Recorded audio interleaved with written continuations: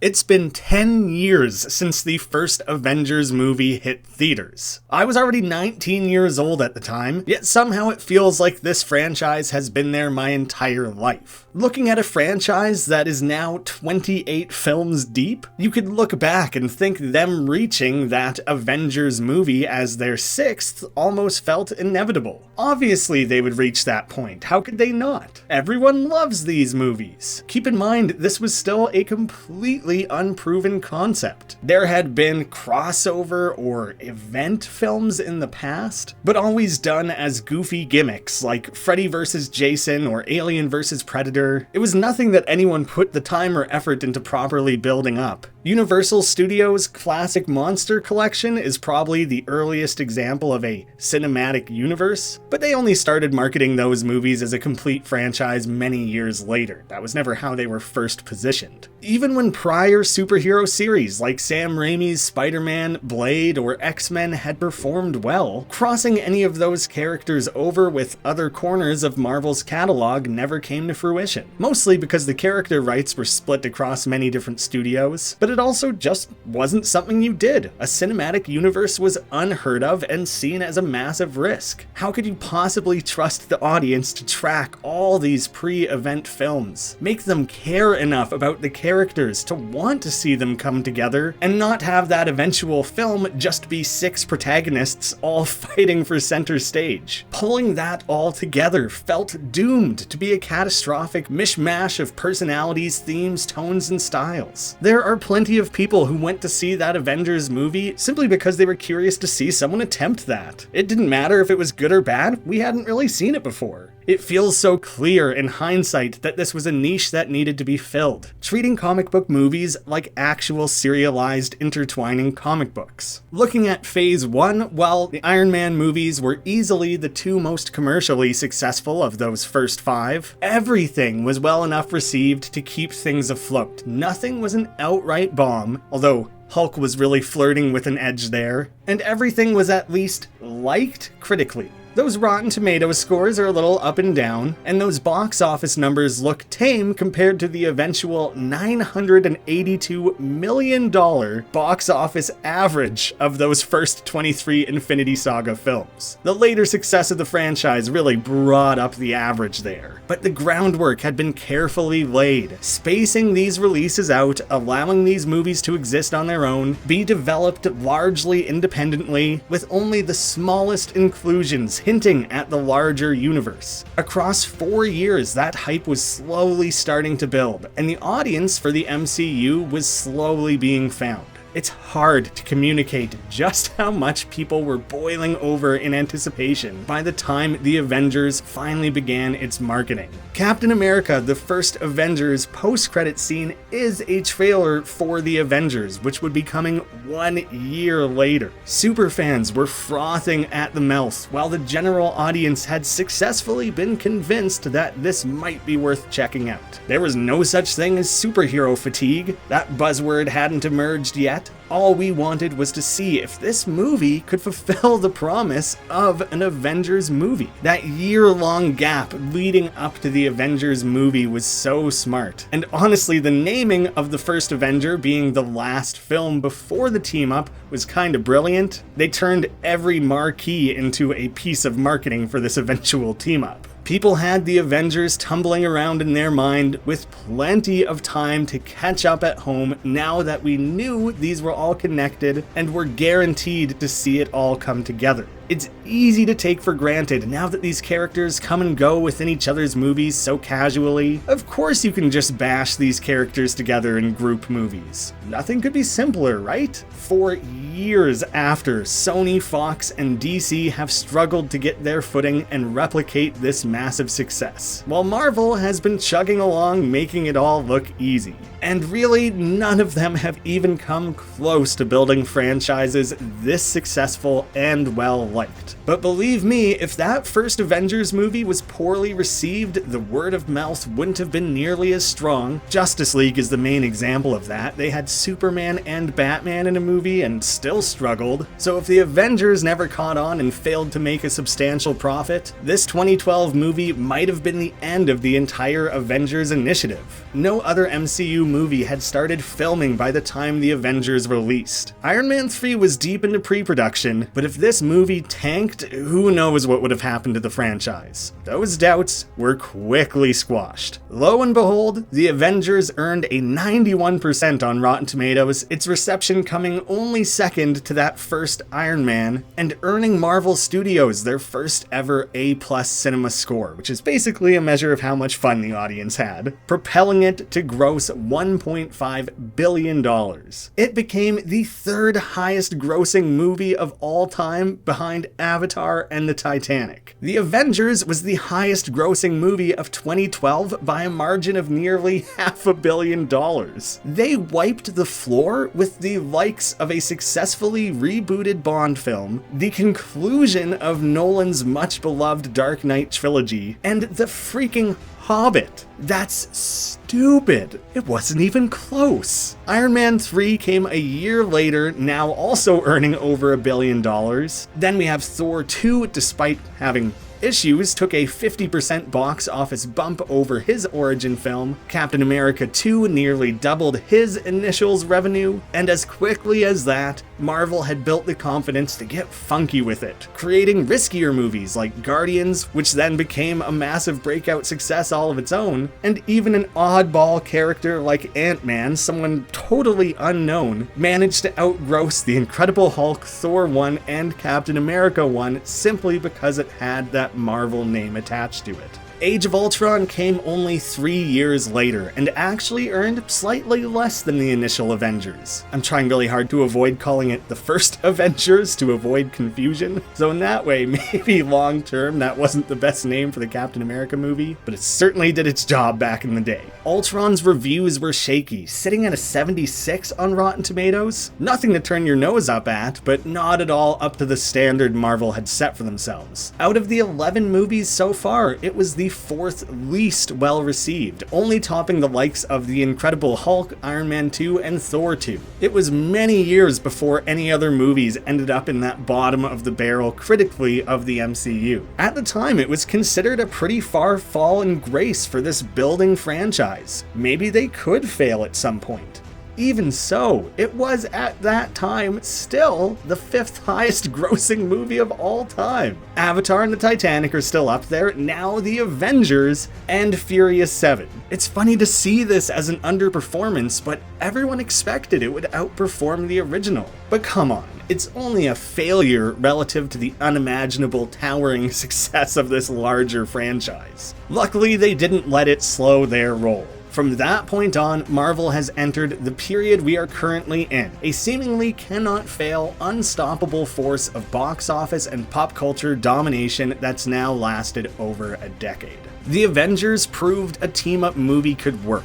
Age of Ultron proved that a shared growing universe and constantly building franchise not only worked, but still had so much more to give. And the majority of the Infinity Saga films build off at least one of these two, either using the invasion of New York or the destruction of Sokovia as instrumental building blocks to tell larger, ever-expanding stories. These event movies are all about seeing our favorite heroes come together for epic adventures, but they were both also positioned in pivotal ways that allow subsequent solo movies to hit the ground running. That first Avengers was so well liked because it stands on its own so well, and Age of Ultron has, in my mind, aged incredibly well because of what an important role it tells in the larger story. Now, with this growing series putting out 4 movies a year and a litany of Disney Plus series dropping in between those, they are asking a lot of the general audience to keep up with all that. It's a dream come true for someone like myself, but it also means it's likely been 10 years since the majority of people were bothering to watch each and every new MCU movie that came out. Infinity War, Endgame, and No Way Home have all proven people will always be drawn to massive event blockbusters.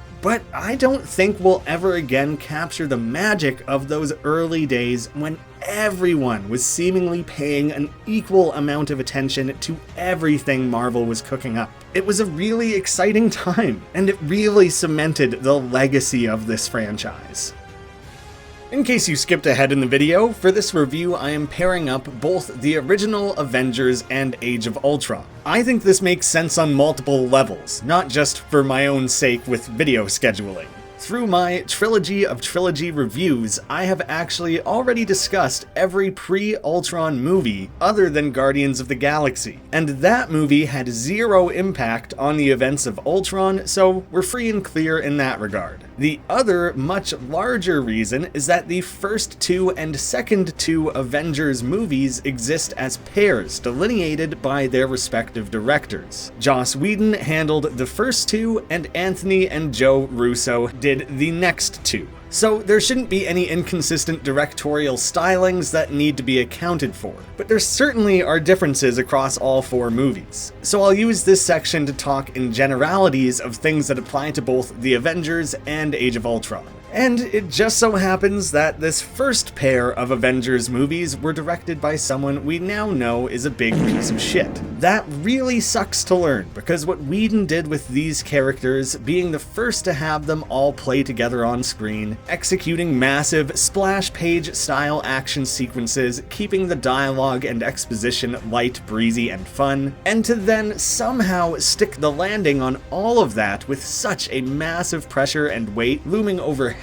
is nothing short of astounding. Considering those skeletons were still in his closet, it felt inarguable to us moviegoers that he was the right guy for the job. He represented us nerds, and we trusted him to do the comics justice. I think some people have difficulty praising these movies now, not wanting to give Joss Whedon any credit. So I kinda have to teleport myself back 10 years to watch these movies with all that pushed aside and attempt to look at them without that bias. For the sake of not repeatedly derailing this video to talk about him as a person, I'm stuffing it all at the top here. I really like the end result of what he did with these movies. Obviously, if we could do it all over, we'd all wish that someone less garbage would have had that opportunity instead. Whedon made his money a long time ago, so continuing to watch and appreciate these movies isn't going to feed into his pocket. I feel like we can adequately separate art and artist in this scenario without having to get bogged down in that conversation. So yeah, I think the guy sucks on a human level, but as a writer, a director, and comic book fan getting his hands on these movies, he kind of crushed it. For anyone who is unfamiliar with Whedon's writing and other works, this first dose of his style of dialogue was a delight for many. He was writing in his absolute prime on the Avengers. The quippy, pop culture-laden, snarky meta-commentary, rapid-fire, unrealistic styling that have defined his career were new and fresh on the big screen and came in full force in these movies. I grew up watching Buffy the Vampire Slayer, so for me it was already something comfortable and familiar, probably without me even realizing it at the time. But I imagine it's not everybody's cup of tea. Because Whedon approaches dialogue so unrealistically, when it misses hard.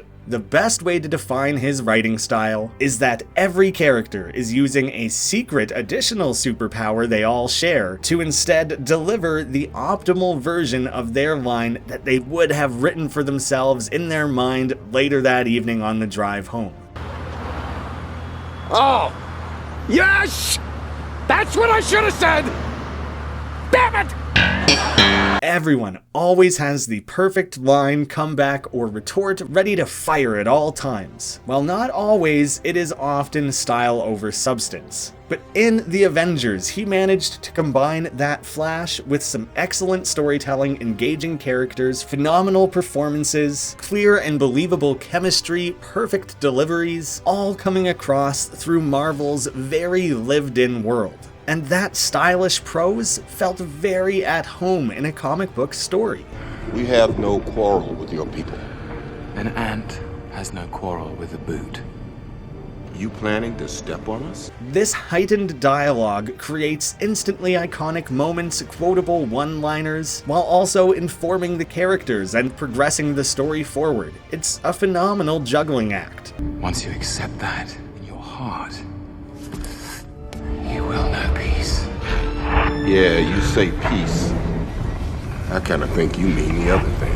Nobody talks like that, but it's effective, creative, and carries a certain degree of poetry. Having characters engage like this comes with a certain rhythm that is perfect for an ensemble film filled with big personalities. The more they can bounce off one another, riff, and circle it back around, the more quickly we get to understand these characters and understand how they mesh together. The drawback can be that most of the characters end up having the same voice. Any line feels like it could have been delivered by any character. It flattens out a lot of the nuance of a character like Steve Rogers, while elevating someone comedic like Tony Stark. I believe the saving grace in the first Avengers is that as these characters are getting to know one another, they are much more clearly separated in their beliefs and attitudes, allowing these characters to bring out some distinctness in their interactions. And while I love the writing in the Avengers, They will. They'll come for you. I have an army. We have a Hulk. and Age of Ultron is also packed with insanely good quotes of its own. The most versatile substance on the planet, and they used it to make a frisbee. I can't deny that Whedon misses much more often in that second movie. Romanoff, you and Banner better not be playing hide the zucchini. Throughout that second Avengers movie, with the team now being on the same page, lacking a lot of that friction of the first movie, the dialogue does come across more samey across the team. They're not all identical, but the lines are really getting blurred. Maybe this rocky writing was due to being so incredibly burnt out from making the first Avengers? I'll dig into what separates the writing in these movies more deeply within those individual reviews. And speaking more broadly across the franchise, often to their own detriment, this constant goofing around and levity now permeates almost every corner of the MCU and largely defines these films for many. Characters were jokey before and after the Avengers. It's always been a defining quality of these family-friendly adventures. And luckily, I think through this rewatch, I'm learning that they very infrequently try to mimic that Whedon style of writing and delivery. Yes, characters quip and joke, and maybe it's changed a hair from how it existed in Phase 1 of the MCU, but I don't think they ever came quite back around to lines like this. Invaders create Avengers. People create smaller people. Children. I lost the word there. Children.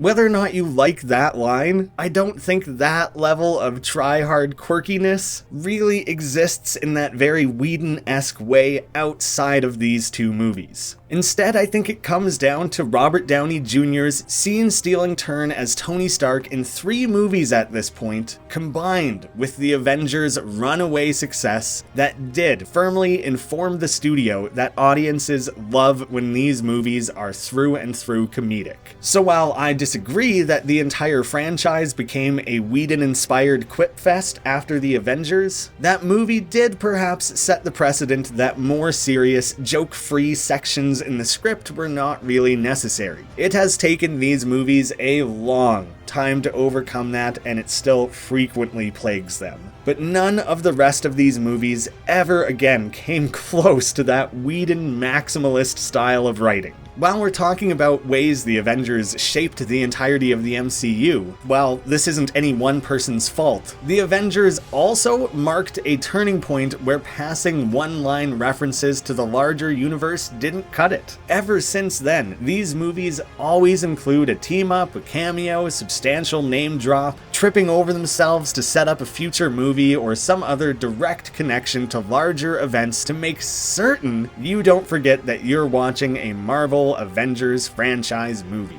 As for Whedon's actual directing, across the 2 movies, it's quite wildly different, so I'll be discussing that within the individual reviews. Now that I've covered some blanketing points as well as the elephant in the room, let's dig into the meat of 2012's The Avengers. The first ever superhero team-up movie and the true starting point of the cinematic universe as we know it.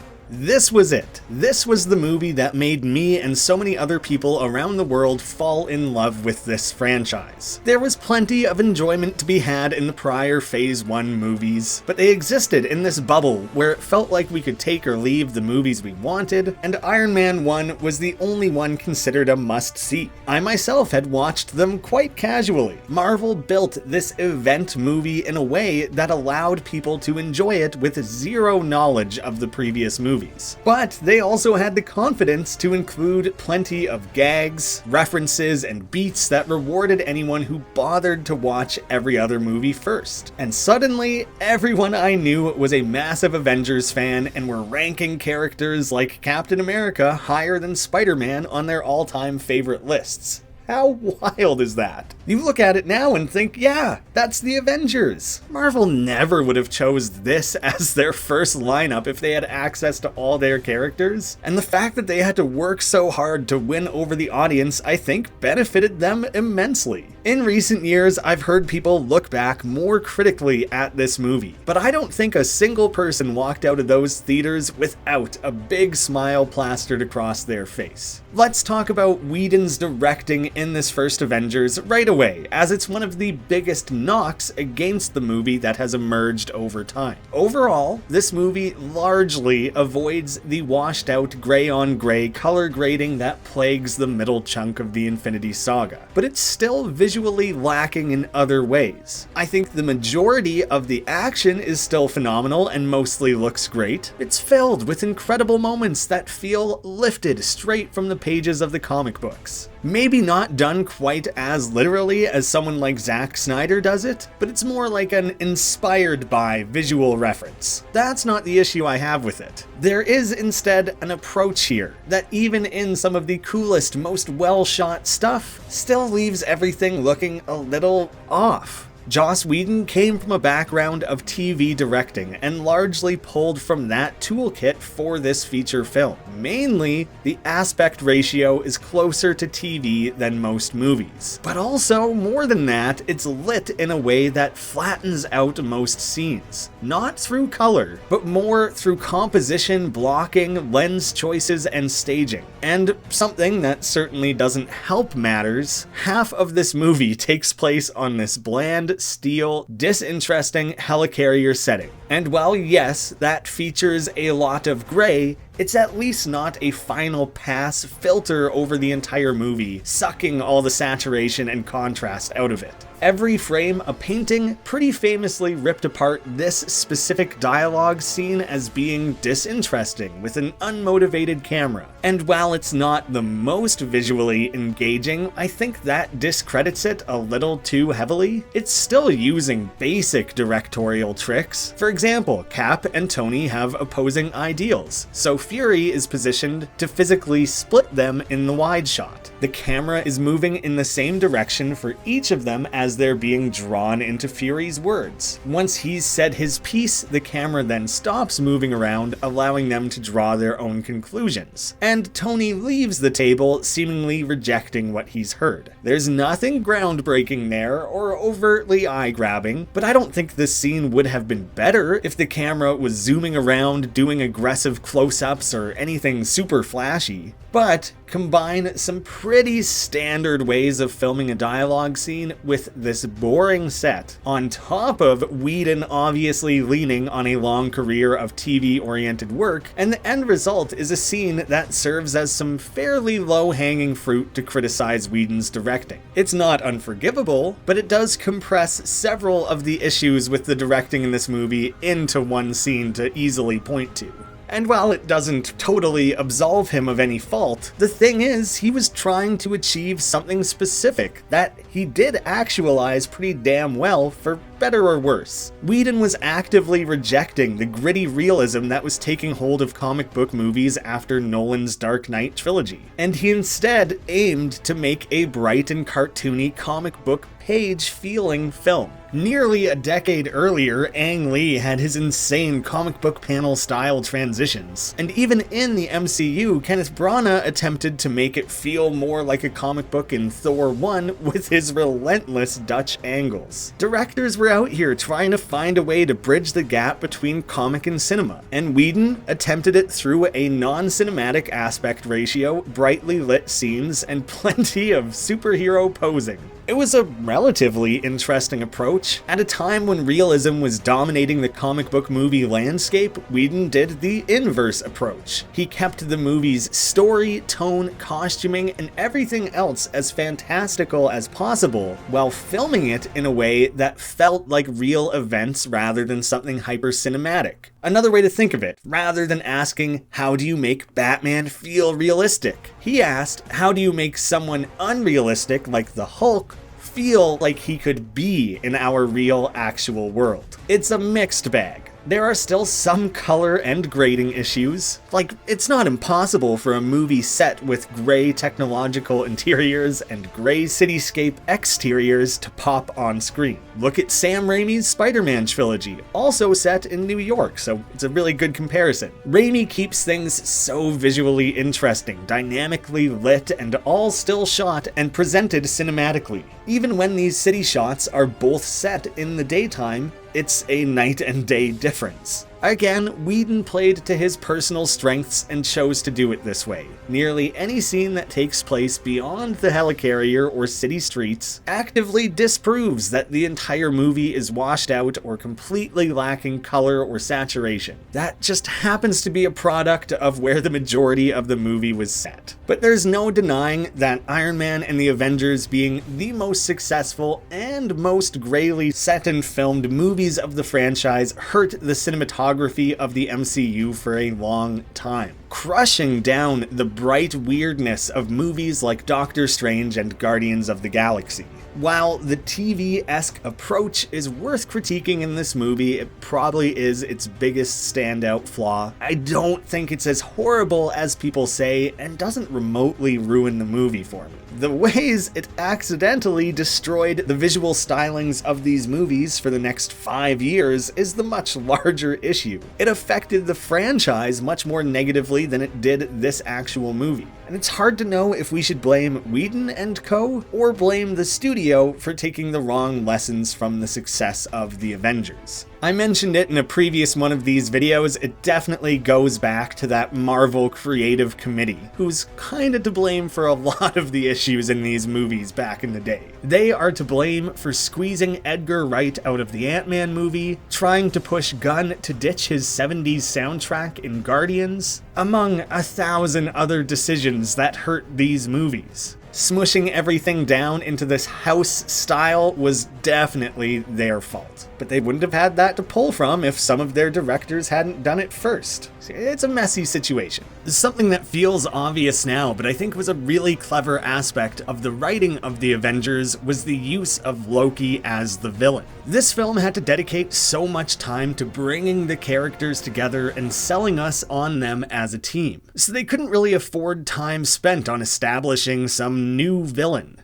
And of course, they turned to Loki, by far the most nuanced and well-established villain, one who could easily command the screen, carried a certain degree of sympathy watching his fall from Asgard, someone who heralded from space so that it made sense for him to bring an army of generic aliens along with him, and finally someone who existed as a major threat all on his own. With that criteria, the obvious choice here was Loki. Let's get real. This movie would be garbage if this lead Chitauri guy were the lead villain the whole time. Dropping Loki in here fits the storytelling requirements of the franchise while also being a really smart entry point for the viewer. We know plenty about this character that they don't have to spend time establishing. And if you didn't see the first Thor, they quickly catch you up on the fact that he's Thor's brother, he's adopted, and he's pretty damn unstable. The opening sequence of Loki invading this S.H.I.E.L.D. base to steal the Tesseract is a little undercut by these being many of the least interesting characters in the franchise. It just makes it feel a little underwhelming on some level, but that's kind of the point. It's still a pretty good action-oriented set piece, and there were no Avengers to deal with it. It's regular people getting absolutely stomped by the big bad. It shows that they're totally out of their league and they basically stay out of the way the rest of the movie. S.H.I.E.L.D. is even forced to pull this Hail Mary of destroying the entirety of their own facility just to try and slow him down. Excessive? Maybe.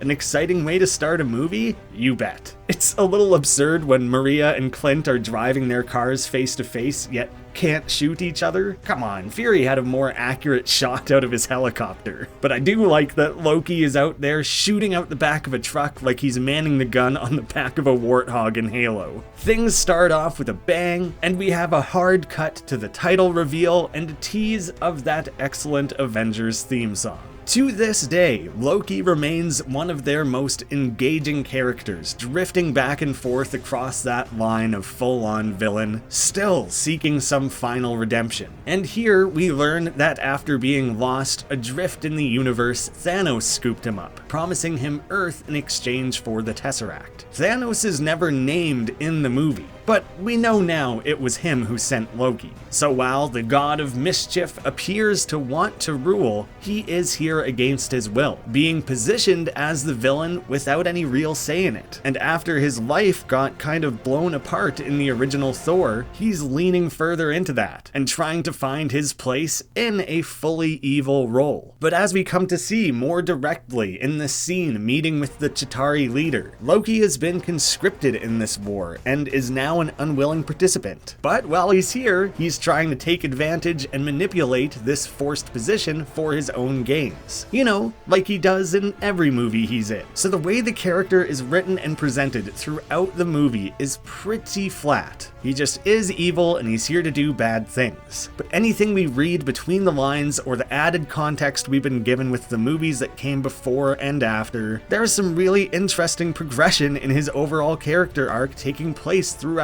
this movie. That is so much more well presented in this movie than I ever gave it credit for before. Loki first arrives on Earth like a sweaty little freak. He actually looks like he's been through hell, and it's easy for us to quickly believe that this Loki is now fully evil. It's so much later in the movie that we see glimpses of his true self. Look around you! You think this madness will end with your rule? It's too late.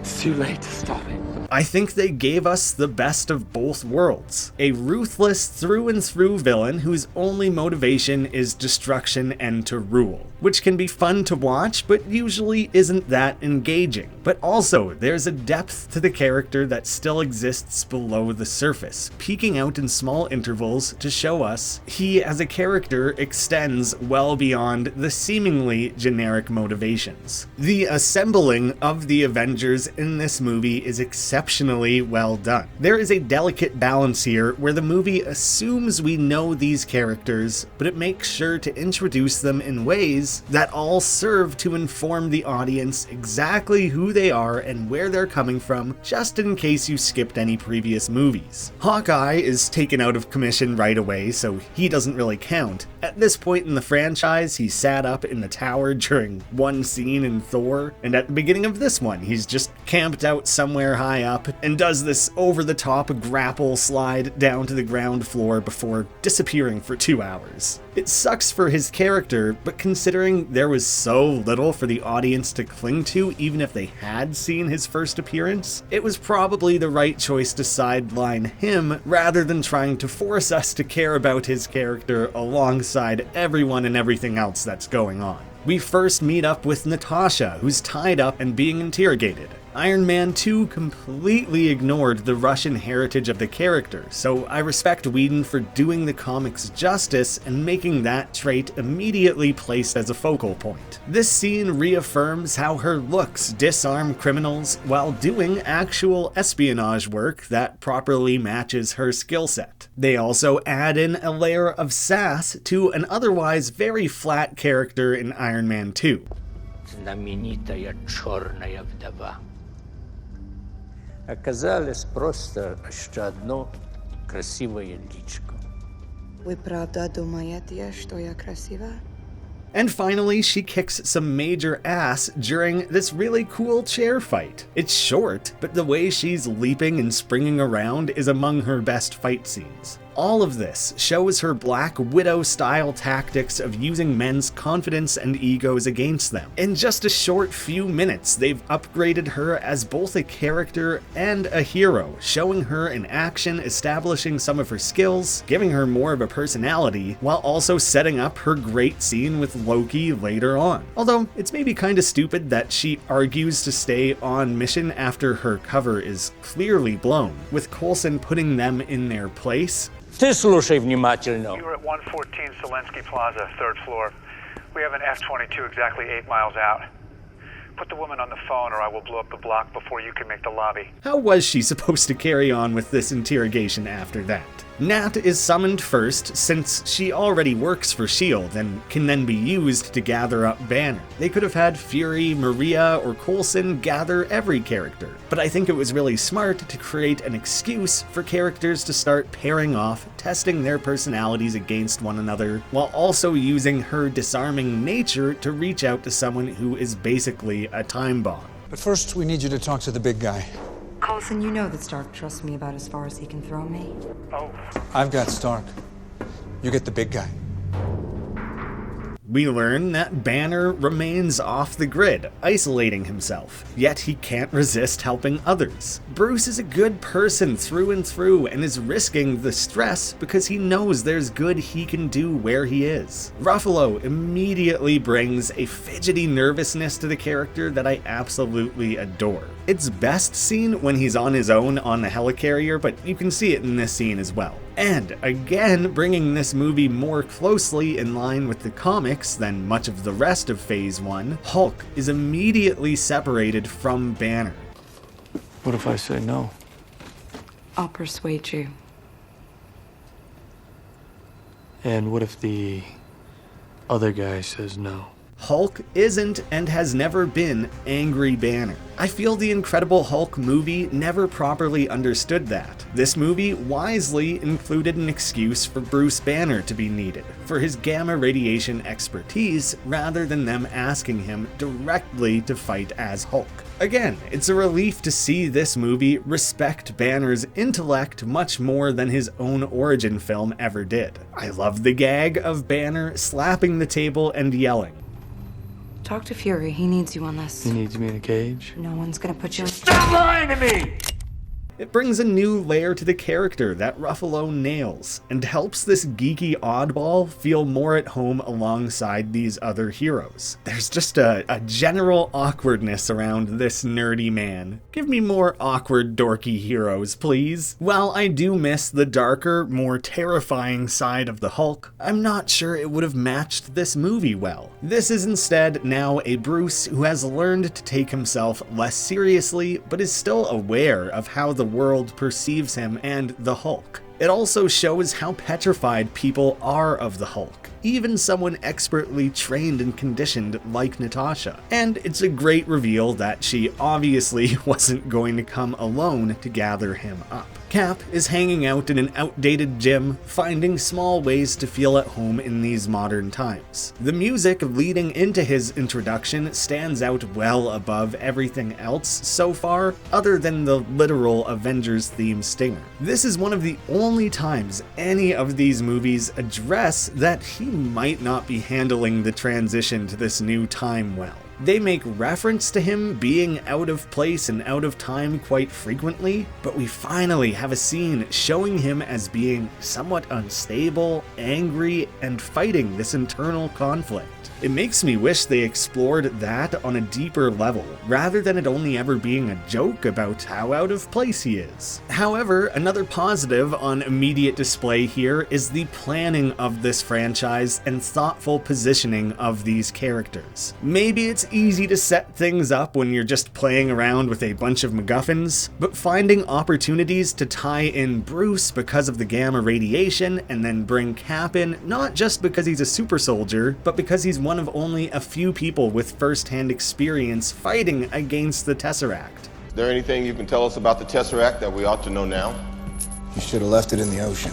Continuing forward with the final one of these excellent mini scenes, providing their quick, flashy, and super effective rapid characterizations, is rounded out with Tony. They wisely left him for last, knowing people would likely be most excited to see him. The whole sequence of introductions builds up through S.H.I.E.L.D., Clint, Natasha, Banner, Steve, and Tony, stair-stepping specifically based on character popularity. Iron Man's suit-up process is immediately the most advanced we've ever seen, disassembling naturally around him without even needing to break stride. This process is still rooted to a home base, but this is a hell of an upgrade. I feel like I have to mention every cool new way Tony's tech has leapt forward in each movie he's in, because the franchise absolutely nailed that aspect of his growth, progression, and ingenuity. He's not in a single MCU movie without showing some new way he's improved his suit-up procedure. I will say, however, his pseudo-future tech see-through phone just feels impractical. I'm glad that never caught on in real life. Tony's out here living the high life, making leaps forward in renewable energy, spending time with Pepper, and is so immediately and obviously the funniest character in the movie. Everyone cracks jokes, but none even come close to Tony. Phil, come in. Phil?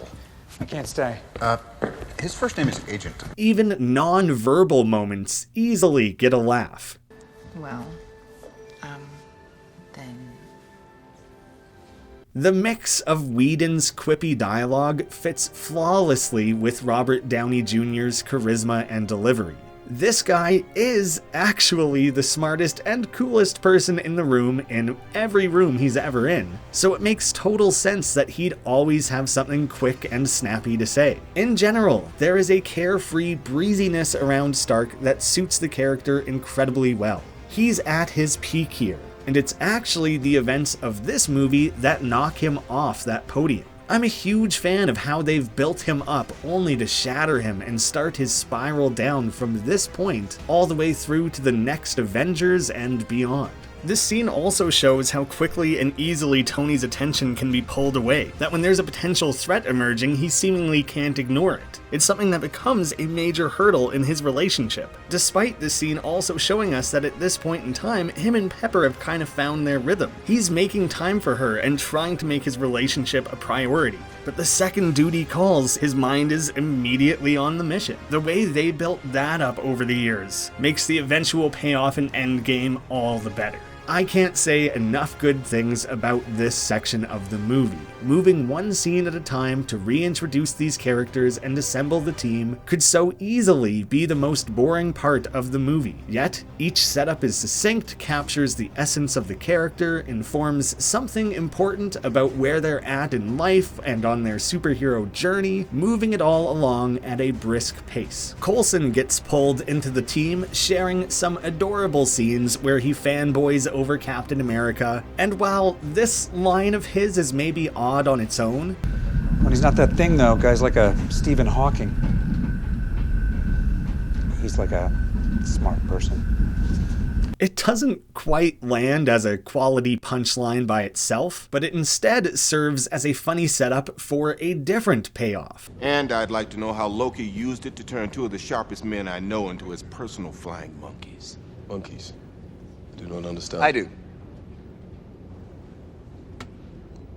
I understood that reference. That initial line with Coulson is maybe one of the most hyper-Whedon-y inclusions in the entire script in kind of a bad way, yet I can't really hate on it because the secondary payoff of it is totally worth it. That's actually a great excuse to talk more specifically about the humor of this movie at large, before moving into the second act. As I said before, comedy is a shadow that has loomed over the franchise for many years now. Early on, it was accepted that Marvel was making family-friendly, joke-heavy movies. I don't think people took issue with that at the beginning, but around Thor Ragnarok, it began to be called into question whether every Marvel movie needed to share that jokey tone, with that style shift often being directly attributed to the Avengers. I've thought that was the case as well. Every Phase 1 movie was comedic, but in pretty simple, standard ways with the occasional occasional one-liner and not much else. But this movie felt like it created a humor template that over 20 consecutive movies have now pulled from. And while yes, the jokes in this movie are extremely Whedon-esque, which may bother some people, I was surprised to see on a rewatch how effective and varied the humor in this movie really is. Looking only at examples from early on in this movie, they make a gag out of Steve being immediately nice to Banner and putting him at ease. Word is you can find the cube.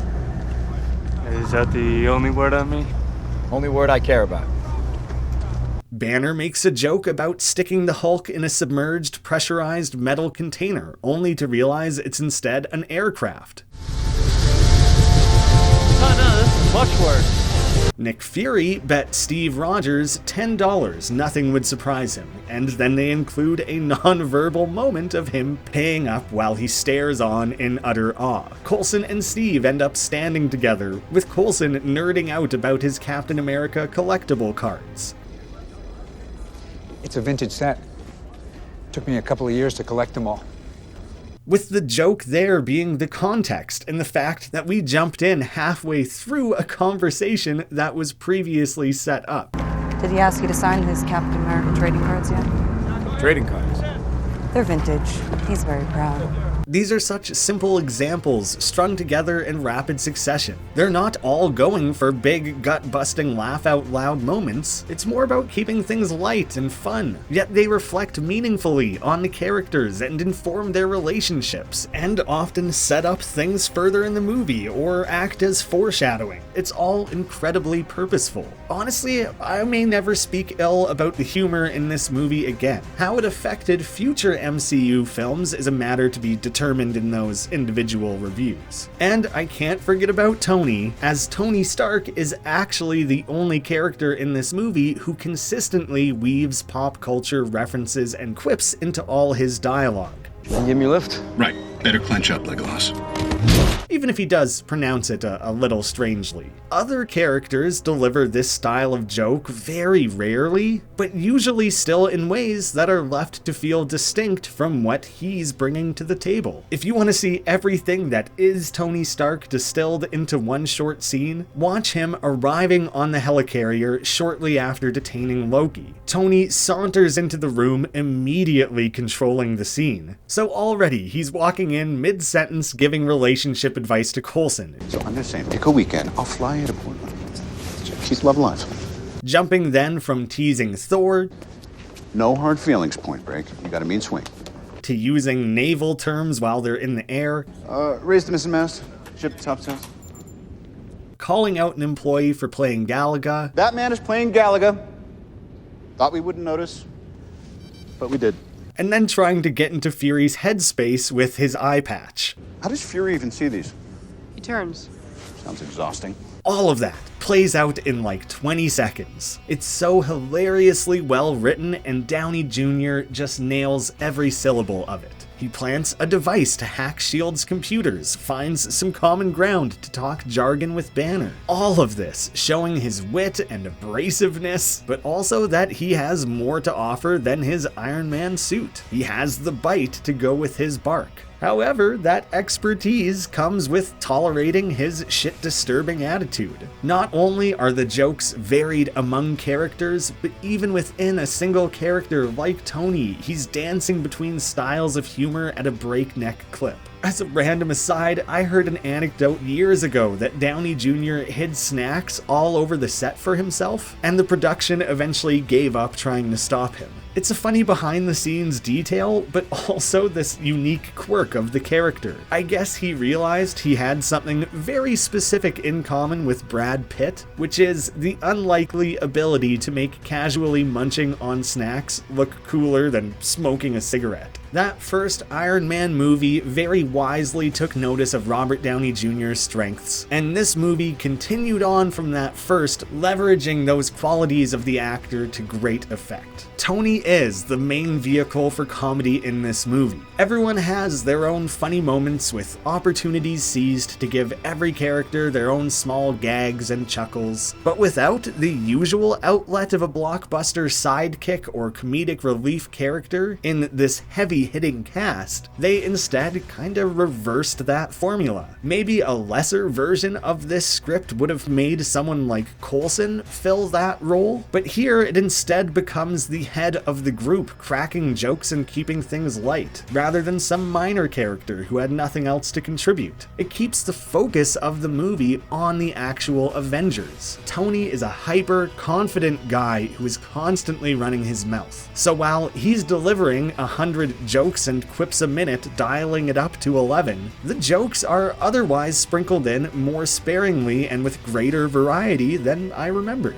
Don't get me wrong, there are a lot of jokes and not a lot of serious moments, but man, they really did crush it with this, didn't they? This slap-happy joyride is a balance that wouldn't work in many other films, but I find it endlessly entertaining in this context. I wonder if it helps that Whedon was hired as a script doctor as well as a director, rather than being the original primary writer from the start. The first draft of this movie was instead written by Zach Penn. Script doctor was Joss Whedon's main role in Hollywood for many years, famously punching up scripts like Toy Story back in the day. It may have helped him out here to have someone like Zach Penn write the first draft to better distinguish each character's voice, which is a weakness of Whedon's. So allowing someone else to build the skeleton of what would become the Avengers, with Whedon then adding his own touches of comic book fandom and uniquely branded humor, may have helped rein in some of his poorer writing instincts. We do have a pretty convincing counterpoint to that, because Whedon joined production of Justice League late in the process, and that certainly didn't help anything. But my theory there is that he used his usual script punch-up prowess and silly style, and applied it to a film that was too dramatic in nature to properly leave room for constant joking around. Whereas his writing fit the Avengers like a glove and brought out some of his best work. Now, the second act is by no means boring. It's where plenty of the most interesting moments in the movie come from, finally having these heroes crammed together and forced to interact. It is, however, the period where we spend like an hour in this bland-ass helicarrier setting. I don't think the pace of the movie suffers during this portion, and they do find excuses to venture outside this airborne venue. It's just often visually lacking compared to the rest of the film. Mark Ruffalo did well in his first scene, stepping into a pre-established role, having to quickly communicate everything there is to know about Bruce Banner, finding his own voice in the role. Considering what a tall order that is, he probably benefited from The Incredible Hulk being the least seen MCU movie, while also having the Hulk be one of the most popular characters out of this group. He was in no way tethered to Norton's performance, only his backstory. And the second we see him confused and lost on the ship, fidgeting and pacing around, I was sold. From that moment on, I've never been able to picture Edward Norton carrying the character through this franchise the way Ruffalo has. So I feel like we really came out ahead on that one. I think Loki looks so suave and cool in his formal wear, but I suspect they positioned this iridium theft in Germany strictly to include this line from Captain America.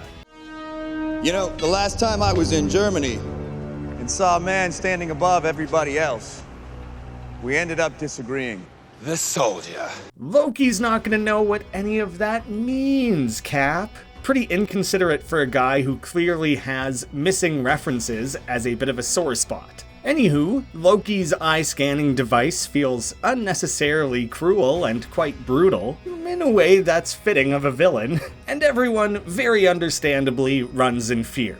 People don't run in fear enough when shit goes down in superhero movies. His smirk, relishing the chaos, is great. Disrupting a party is something the god of mischief would love. It's one of only a few moments in this movie where Loki is most clearly enjoying himself on some level. He's on Earth for someone else, but Loki obviously still resents Earth on some level and is taking it out on the people. There's a fascinating layer of irony baked into this movie that only really reveals itself through the continuing story of the franchise. That Loki himself is here against his will, while claiming freedom is an illusion and that people crave subjugation. Are you maybe projecting there a wee little bit, Loki, my boy? It's like he's overcompensating and justifying to himself why it's okay to kneel and be ruled by someone else. Shout out to that hardcore old man who stands up to him.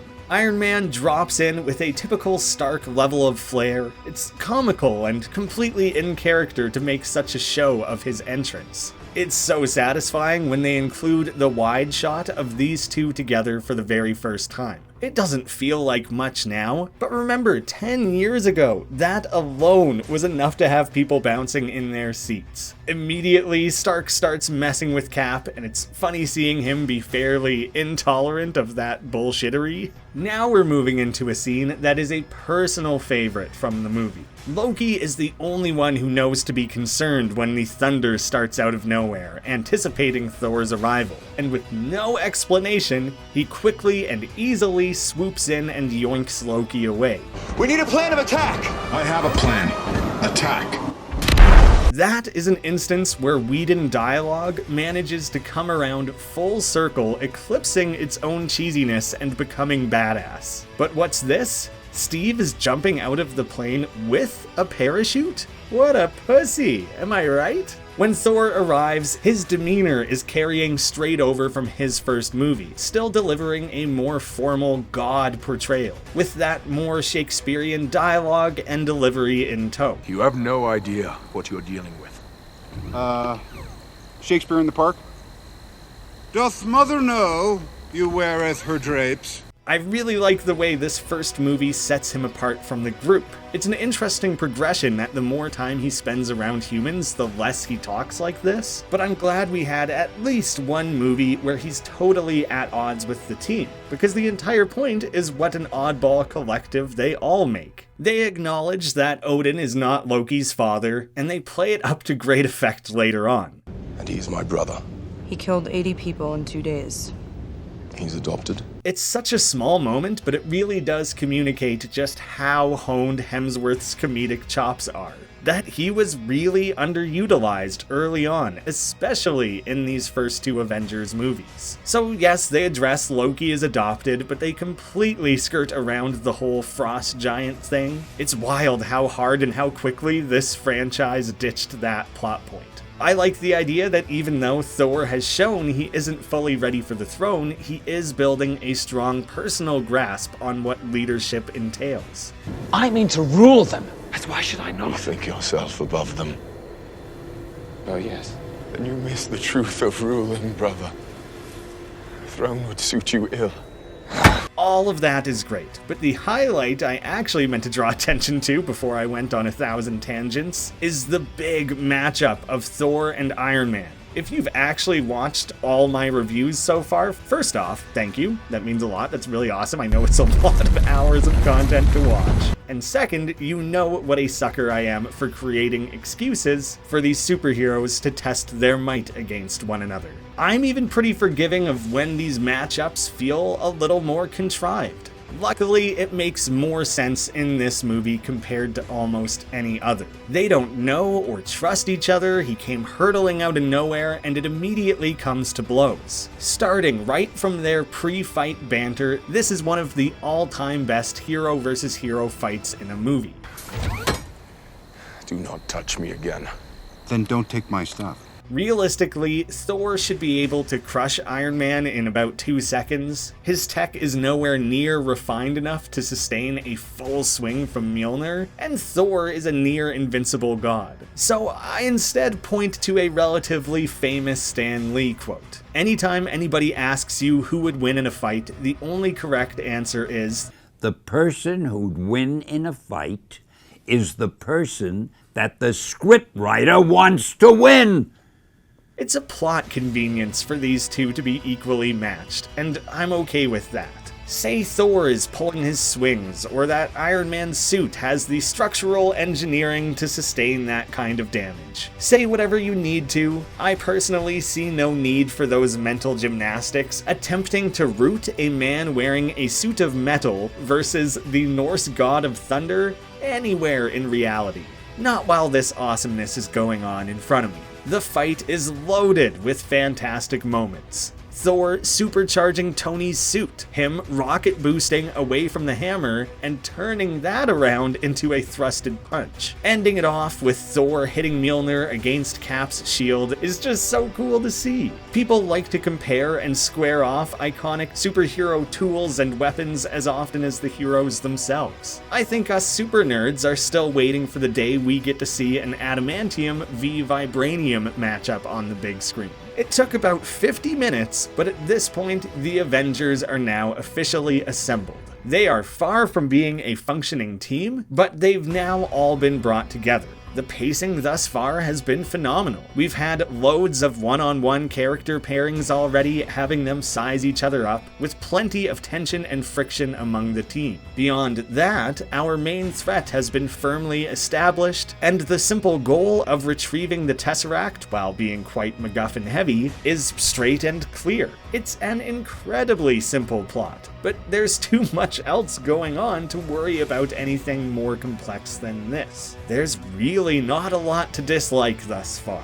We've been slowly pulling these characters into orbit with passing interactions and matchups. Now we enter the most delightful period of the movie, where all these big personalities are mixed up in a heated cocktail of showboating, bickering, vying for leadership, and slowly allowing them to test each other's limits. Tony is the cock of the walk, trying to out-charisma everyone else. Thor knows he's a god walking among mortals. Cap wants things to be orderly and civilized. Bruce is nervous around others and is struggling to find his place as just a scientist in this mix, while characters like Fury, Natasha, and Coulson represent the regular humans, trying to navigate and somehow stay afloat in these shark-infested waters. Clint is on the human list too, but isn't really a part of this movie. One thing with these big event films is that the only real character development is instead in how the Avengers team grows and changes together, rather than individual characters experiencing meaningful arcs. There are teeny tiny bits of character development happening, like Tony learning there aren't always shortcuts, and that you sometimes require the sacrifice play. But the focus is mainly on the team, the villain, and whatever big things need to be stopped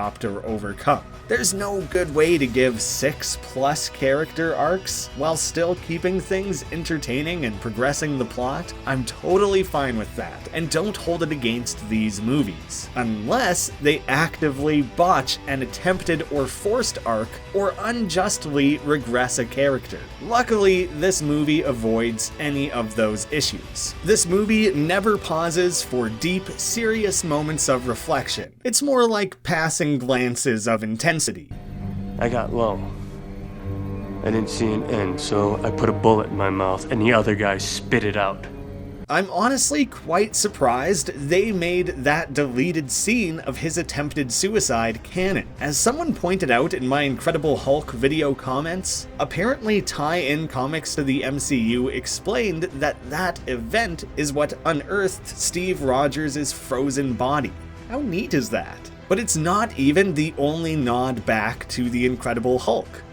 Thanks, but the last time I was in New York, I kind of broke Harlem. It wasn't the strongest movie, and it's a little jarring with the recasting, but I'm glad they didn't completely ignore those events. Also, Tony is such a shit disturber. No surprises.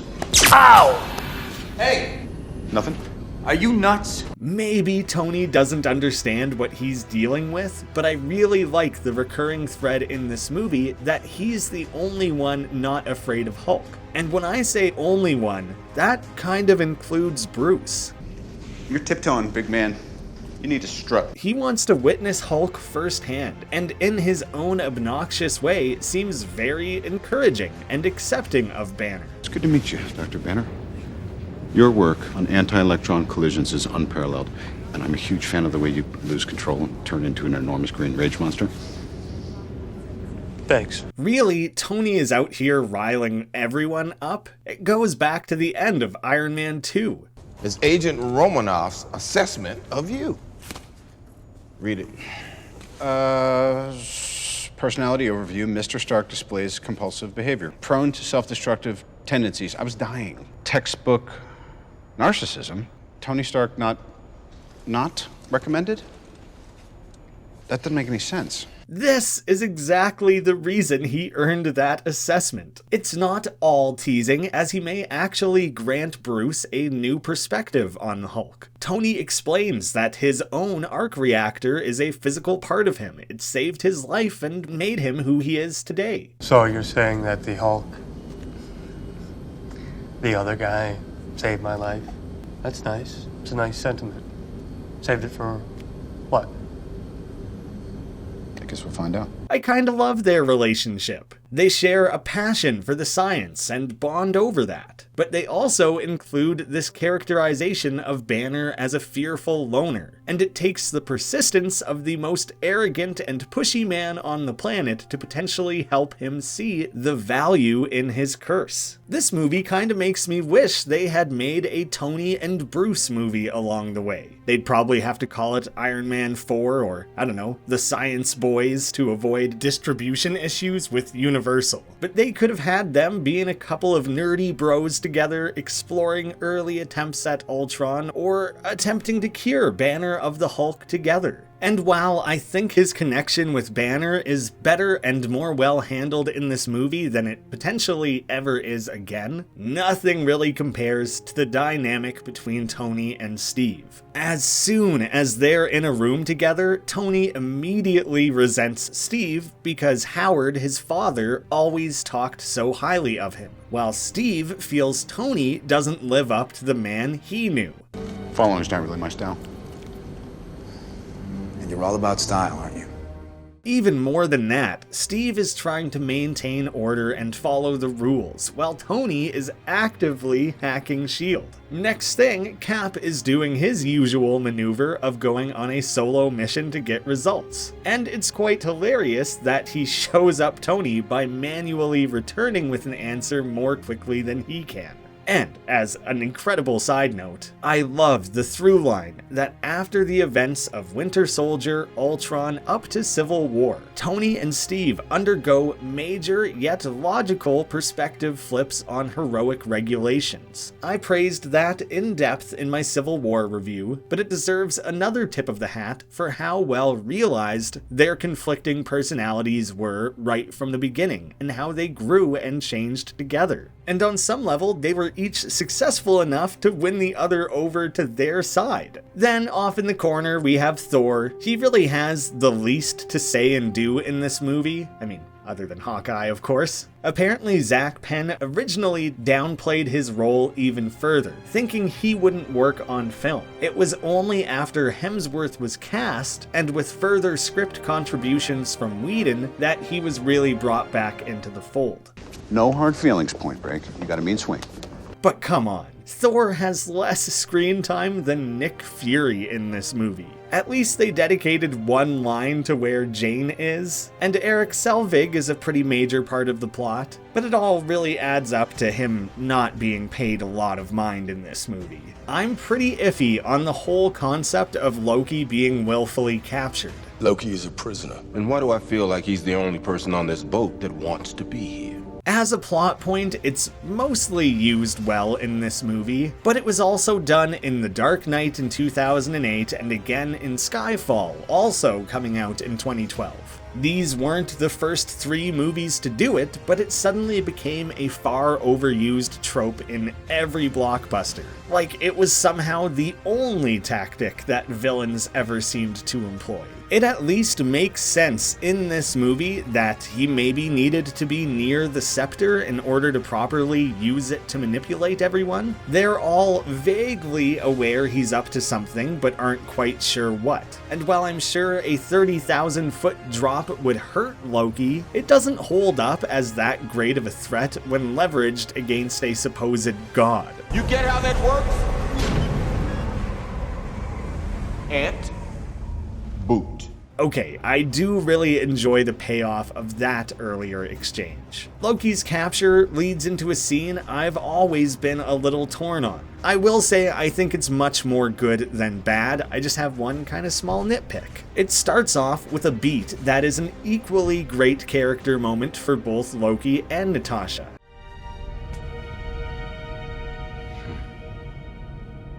There's not many people who can sneak up on me. God, Hiddleston is so good at these sly little smirks. As the scene winds up, the shot of him approaching her reflected through the glass as he cuts deeply, taunting her. I won't touch Barton, not until I make him kill you. Slowly, intimately, in every way he knows you fear. I love the visual, and the delivery on the last part of that speech is the most twisted and outright villainous the character has ever been. It's fantastic. And kudos to Whedon for finding a way to slip in Loki calling Nat a whining pussy in a PG-13 movie.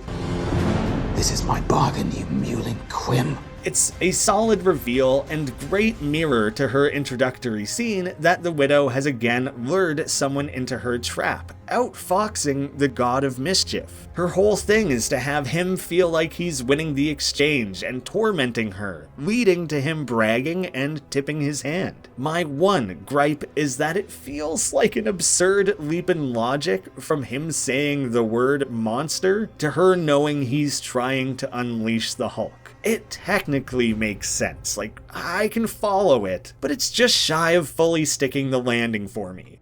You're a monster. Oh no. You brought the monster. It's a tough one to analyze because I've disliked that moment in my brain for 10 years, and on this rewatch, it didn't bother me nearly as much as it did any other time. So it's a weak criticism, not gonna die on that hill. While we're talking Nat, Whedon did an excellent job at fleshing her out in this movie. It's easy to forget that before this, she was just a super minor role in Iron Man 2, existing solely as eye candy. Here, she lures in and pummels a bunch of Russian mobsters, outsmarts Loki, shakes off a run-in with the Hulk, hijacks an alien racing pod, and figures out how to close the portal during the big battle. She feels as heroic as everyone else and was given room in the script to feel like an actual person, properly making use of Johansson as an actress. In Age of Ultron, not so much. But we'll get into that later. When the scepter is in full effect, wriggling into the minds of our heroes, we have this great scene where everyone is piling on and becoming increasingly frustrated. They're actually throwing around a lot of good points, and the scene flows really well despite everyone talking on top of one another. I really like this little bit of camera work where it inverts to position the scepter in the center. Even better than that is probably the final moment revealing that Banner had unknowingly picked it up. And my favorite part of this whole exchange is the idea that S.H.I.E.L.D. is pursuing Tesseract-based weaponry thanks to Thor.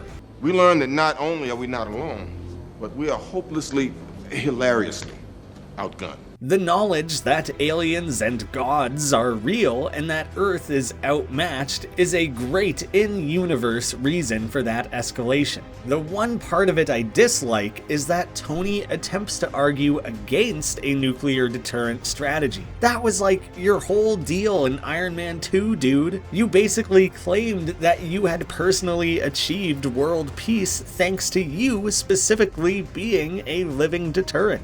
Maybe it's supposed to be that he learned a lesson through that movie, realizing that what he instead created was an invitation for a whole new form of arms race. But it certainly never felt that way, because the movie ends with him kicking ass and winning anyways. If this growth or change in his character was intended to be a takeaway of that movie, it's yet another knock against Iron Man 2 that I never covered in my review of that movie. We can attempt to fill in that between movie revelation as some sort of headcanon without the need to fully spell it out. You forced our hand. We had to come up with a nuclear deterrent, because that always calms everything right down. But instead, they could have easily tweaked that line to something like, I was the deterrent. I don't think the bad guys need that encouragement.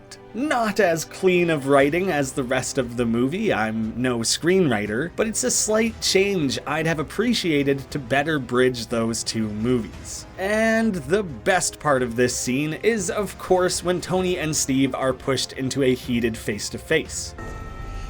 Put on the suit. Let's go a few rounds. These two characters are essentially always the best thing in the franchise, especially when they play off one another, revealing equal amounts about both characters. You're not going alone. You gonna stop me? Put on the suit. Let's find out. I'm not afraid to hit an old man. Put on the suit. I really don't know how this franchise will ever recapture the magic of this perfect pairing. And as a clever way to wrap up this interaction that you can't help but grin at once the attack begins. Put on the suit. Yep. After spending that time bringing everyone together, we've now juggled all these characters, showing that you can't just throw them all into a box and call them a team. They argue and disagree constantly, but the second a threat emerges, their inner heroes all come out and immediately spring into action, working together where needed. It's so satisfying to see. Of course, it's not all smooth sailing, as Loki's plan of bringing out the Hulk absolutely works, and creates a huge hurdle for the team and another excuse for them to fight one another. In my Hulk review, I criticized the MCU for not making strong use of the Hulk as a true menace. When I made that claim, I was picturing the end of this movie and some early and late scenes in Ultron. In reality, after watching these movies again, Whedon did a pretty damn good job of showing how dangerous the Hulk can be. In both movies, there is a dedicated scene to him absolutely wrecking everything, including attacking his own team, despite the increasing levels of control Bruce has achieved. Bruce is basically a side character in this movie, and is actively avoiding the Hulk the entire time, yet manages to have more cool Hulk moments than in his own solo movie. Maybe that's because Bruce can be quite boring on his own, acting as a loner and trying to avoid conflict, while in this team-up he can interact with other characters and do more than just run from the government. And when he does do a big rage, they can really focus in on him, so while it's a shame he doesn't feel like he gets his due, I do think he was used the appropriate amount in this movie. But his overall back row positioning is bound to be a sore spot for mega fans of the character. There are a few great moments for Banner and the Hulk, even before the obvious ones during that big final battle. I like when the Hulk is first coming out, where he looks back over his shoulder twice. The first time, we see Bruce's own panicked eyes, and the second time, it's all Hulk. It's amazing seeing him barrel through things in this unstoppable manner. That's a great visual. It makes sense to have Thor and Hulk go toe-to-toe as they match up the closest, featuring awesome moments like Hulk getting slow-mo uppercut, also sick power slide there, Thor, or Hulk putting all his strength into trying to lift this tiny little hammer. They even pay off this matchup later on during the Battle of New York. Hulk is all worked up and can't control himself, clearly has some leftover rage from that matchup, and gets in a huge sucker punch. It cracks me up every time, and shows that even with Banner seemingly working directly with Hulk here, he's still a wild card. One of the best Hulk scenes is when he attacks the jet that was sent in to distract him. The pilot's oh shit face as he sees this big green monster flying at him is perfect. The cherry on top is Hulk grabbing the seat as it ejects, only to throw it like a softball immediately after, before himself getting blown like a million miles away. His energy and aggression is all about reaction. There's no planning when this guy gets in a fight. There were very few other ways jumping at that jet could have gone. And I love that the Hulk is so angry that his own safety isn't remotely a consideration. The only thing he knew is that he had to attack that jet. Back on the ship, Natasha is clearly rattled to the bone, which is great to see. That's the appropriate reaction. Despite all her training, nothing prepares you for a run-in with that. But she's a pro, shakes it off, and gets back into the action. Her fight with Barton is fine, it's mostly just some tame grappling. It's always weird seeing someone try to use a bow as a hand-to-hand weapon, but I do enjoy that she was willing to bite him, whatever it takes to get an edge, I suppose. Loki tricks Thor, and I love that he immediately calls out his brother for being so gullible. Are you ever not going to fall for that? But the best part of this is Coulson standing up to Loki, using a version of Asgard's own destroyer tech, no less. Even I don't know what it does. You want to find out? As a side note, it's another great example of S.H.I.E.L.D.'s MO. If they see an opportunity to get a leg up in this universe-wide arms race, they're going to take it. Honestly, it feels quite true to the real-world government. No stretch of the imagination there. Clark Gregg was charming as hell and so instantly likable in these movies. And after seeing him become friends with most of these characters leading up to the Avengers, his death is actually pretty devastating. At least he goes out like a badass. I don't think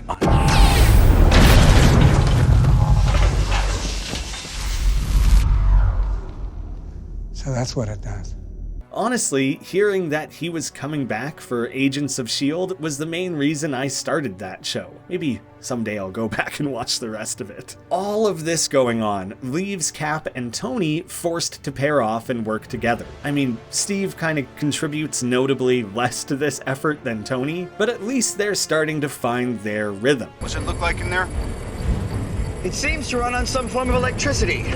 Well, you're not wrong. There's no bickering or condescension here. They need to get on the same page and set all squabbling or personal beef aside. One thing that bothers me a bit here is who the hell is Cap fighting? He's shooting people, tossing them off the ship, and blowing them to bits. Loki didn't bring a human army or have one waiting on Earth for him, so these are likely all mind-controlled soldiers, many of which probably came from S.H.I.E.L.D. Yet they're being killed and discarded willy-nilly. It could have made this fight so much more interesting and in line with Steve's morals if he somehow had to stall this threat and protect Tony while trying desperately to not kill anyone in the process. Then maybe he'd have more to do than camping out this one spot, shooting a gun at this one doorway. These could maybe be Hydra agents, as they might be fighting here even without mind control. But at this point, from Cap's perspective, with that reveal having not taken place, these are essentially his co-workers that he's blowing away.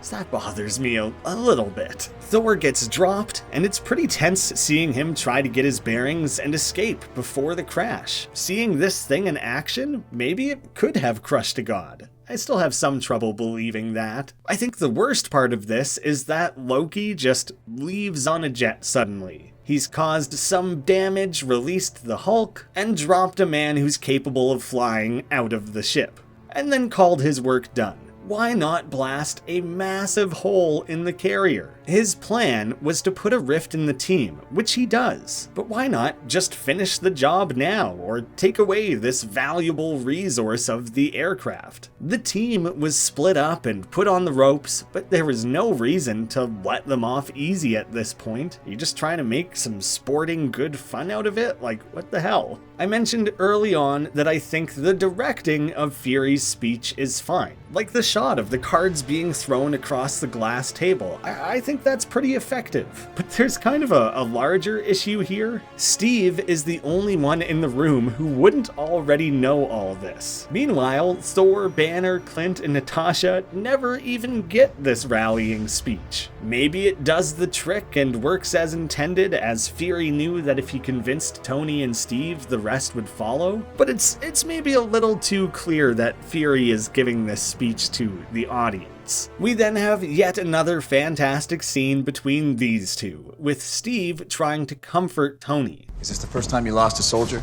We are not soldiers. The idea of losing anyone to collateral damage doesn't sit right with Tony. He has this baggage of being an arms dealer. He no longer wants to in any way cost the lives of anyone innocent. It's this refusal to accept that I think worms its way into his mind and comes to torment him, leading all the way up to Civil War when he has to face this more head on.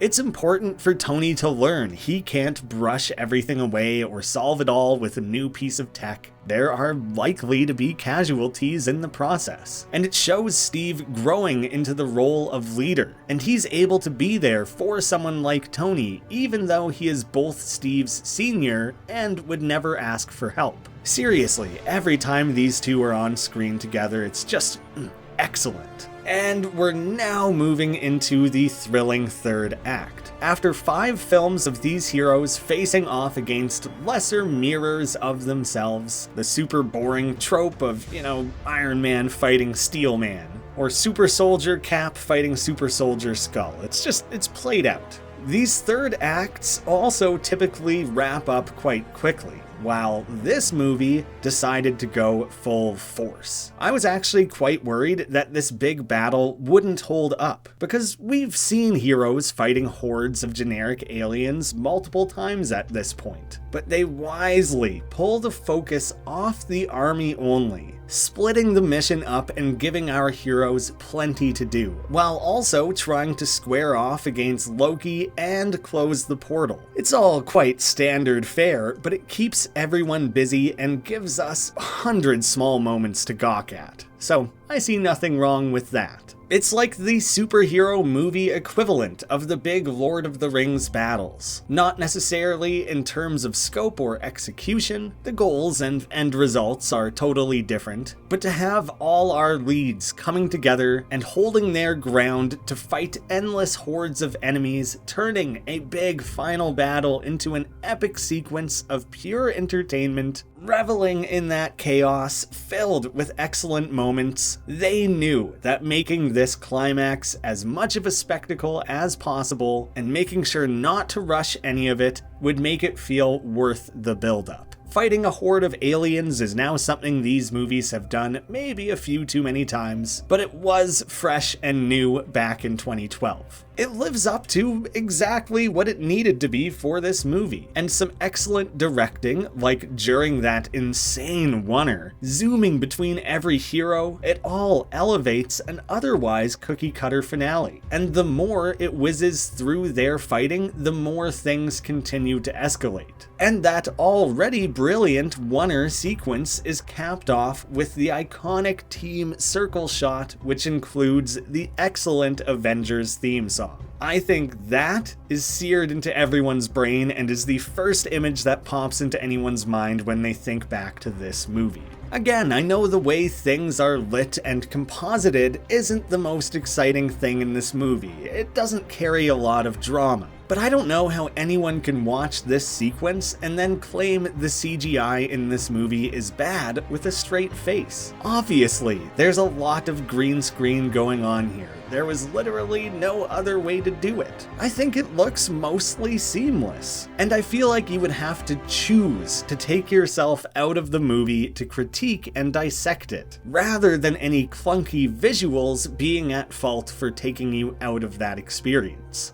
Large chunks of this movie, especially the final battle, have been uploaded to YouTube in 60 frames per second, and yes, those look awful. But that's because 60 frames per second always looks awful. I hate it. It was terrible when The Hobbit came to theaters with a high frame rate, and it looks like crap on every smart TV that attempts to interpolate the frames and bring it up to some enhanced frame rate. I don't know why anyone even bothers with that. It never looks like anything other than absolute dog shit. If that's what people are pointing towards, then I don't know what to tell you. That's not how the movie was meant to be seen. Everyone suiting up and getting ready for this big showdown is hardcore. The team has slowly been taking shape throughout the movie, but now it's time for the Avengers to actually assemble. The amount of damage the Chitauri do is insane. Far, far greater than I remembered. Like 5 seconds in, they've already leveled city blocks and destroyed entire buildings. Holy shit. Tony's suit has sustained a lot of damage. Seeing him use his disassembly walkway as an excuse to stare down Loki is great. It's such a baller move to shed his protection during this intimidation. I feel his whole threatening speech just fully lands. And after getting straight up yeeted, Tony's prototype of a self-assembling suit makes an outstanding debut. It's pretty awesome that the epilogue to this movie, being Iron Man 3, starts off with Tony improving that specific suit advancement. Meanwhile, Cap takes charge and emerges as the de facto leader. His best moment in this movie is probably when he gives orders to the police, gets blown off, saves them all by kicking alien ass, and turning around for everyone to immediately execute his plan. I need men in those buildings. Lead the people down and away from the streets. You got it. We're gonna set up a perimeter all the way down to 39th Street. I also love when he ducks into a little ball behind his shield to absorb an explosion. But obviously that doesn't fully protect him from getting totally blown away. Everyone is really getting knocked around here. Look at Tony bursting out of the big flying worm alien. It's great to see these heroes struggling and taking major hits throughout. It's funny coming back to this movie and seeing how underpowered Thor feels. He's obviously insanely capable, crushing Chitauri left and right, chucking entire cars, but he's barely making any use of his actual powers. I guess they didn't want it to feel too much like he could solve this invasion all on his own. I think it's cool as heck the way Hawkeye selects his trick arrows. Seeing that take place in his control, with the final selection occurring within the quiver, makes a lot more sense than him just randomly grabbing the tool he needs for any given job. You just have to put it out of mind that he'd be useless within like 3 minutes when he inevitably ran out of arrows. I'm willing to overlook that, otherwise he would be too lame to handle. He's already flirting with that line here. Everyone in this movie gets at least one exceedingly badass moment. Hawkeye jumping off the roof, spinning around, and shooting the grapple arrow up behind him was probably the moment where everyone felt, okay, maybe this guy has a place on the team. 10 years later, they even made that exact moment into an important plot point of the Hawkeye show, which was a really great payoff to see an in-world character appreciate those heroics as much as I did when first seeing it in theaters. If it can wow us, then yeah, it would blow the mind of any person who saw that happen in real life. I talked about it before, but Natasha seriously pulls her weight, despite pretty well just shooting pistols. She's flipping around, kicking ass, and even hijacks one of these alien racers. And while the Hulk already had a few great moments in this movie, his best moment is quite possibly the best moment in a movie that is entirely packed with fan service, cool moments, and epic quotable one-liners. That's my secret, Cap. I'm always angry. Seeing this movie again, all these years later, that still gave me chills. I live for big payoffs like that in these movies. And Hulk. Smash. Also incredible, and the way he starts flinging himself around the city, wrecking absolutely everything, is much closer to how I wanted to see the character move and get around in his solo outing. Outside of the main Avengers, I like how they found some space for Fury in this climax, even though he's separated from the actual fight. I'm generally a big fan of how they've allowed Samuel L. Jackson to bring so much of himself to the role of Nick Fury. Navigation's recalibrating after the engine failure. Is the sun coming up? Yes, sir. Then put it on the left. It was an unexpected but very successful choice to take one of our most recognizable actors and allow him to live in the role in a way that couldn't really be ignored. It'd be so easy to go with a general authoritarian casting and allow that character to recede into the background. The worst example of that is probably Joel Kinnaman as Rick Flag in Suicide Squad, the first one at least, and I feel like something like that would have been the obvious choice for this character. Everything that is great about Fury in these movies works because it's already something that is great about Samuel L. Jackson. Director Fury, the Council has made a decision. I recognize the council has made a decision, but given that it's a stupid-ass decision, I've elected to ignore it. It feels like a clever little hack to elevate the character, make the role distinct, and keep him engaging across the whole franchise. I'm glad that they clearly favor casting the right person for a role over exclusively chasing these high-profile names. And with Samuel L. as Nick Fury, we were lucky enough to get both. As the fighting is wrapping up, we have this great little roller coaster of Hawkeye taking his shot at Loki. We then both get to be deflated and elated with him catching it with that cocky little smirk again, only for it to blow up anyways. I just love how quickly it swings back and forth between who won that matchup. I have to imagine this wasn't the first movie to include the trope subversion of interrupting the villain's big speech of evil gloating. Kudos if it was the first, because nobody has really done it better. I've seen it a few times since, but nothing can really compare to Hulk smashing a god around like a rag doll. Puny god.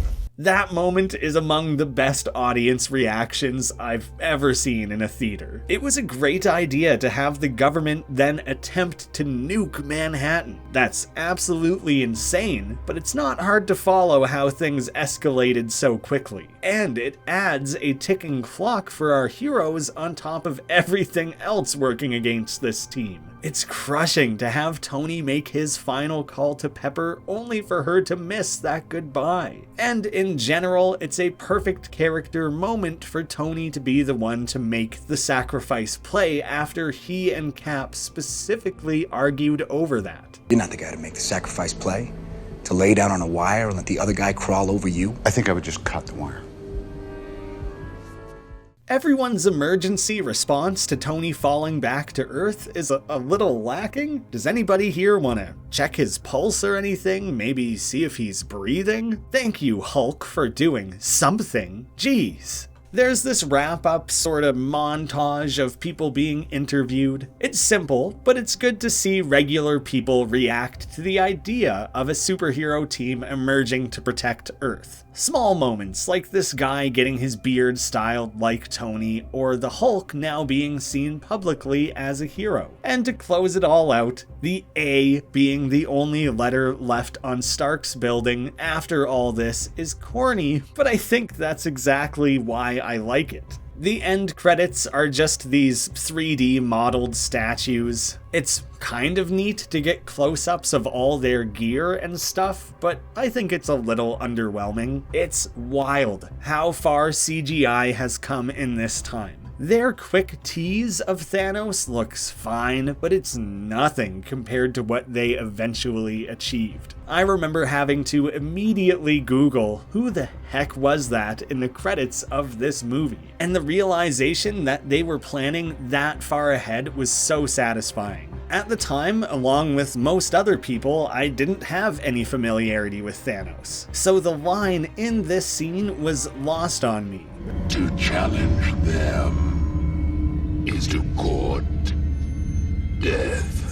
In the comics, Thanos falls in love with the physical embodiment of death, and snaps half of everyone out of existence as a love letter to this Mistress Death. I do have to wonder if back at this time, that was the reasoning they intended to give, or if that line was only ever meant to be a wink at the comics. While such a goofy post-credit scene might annoy some viewers, I think it's hilarious. After spending all that time building up the idea of cool teases in these post-credit scenes, it was so good to hear a collective groan from the audience mixed with plenty of chuckles. To this day, I still love when they turn these post-credit scenes into gags rather than the next big setup. They have 100 things in the works at all times, and sometimes I prefer a silly throwaway moment that lets me ruminate on the movie I just watched, rather than immediately trying to shift my attention to the next big thing. Based on how things have been going with Phase 4, these movies could benefit from spending a bit less time tripping over themselves with setups. Most of the last points I want to share are quicker than the usual bullet point throwaway. Also, Sam Almond on my Captain America trilogy video suggested calling this section of these reviews the leftovers,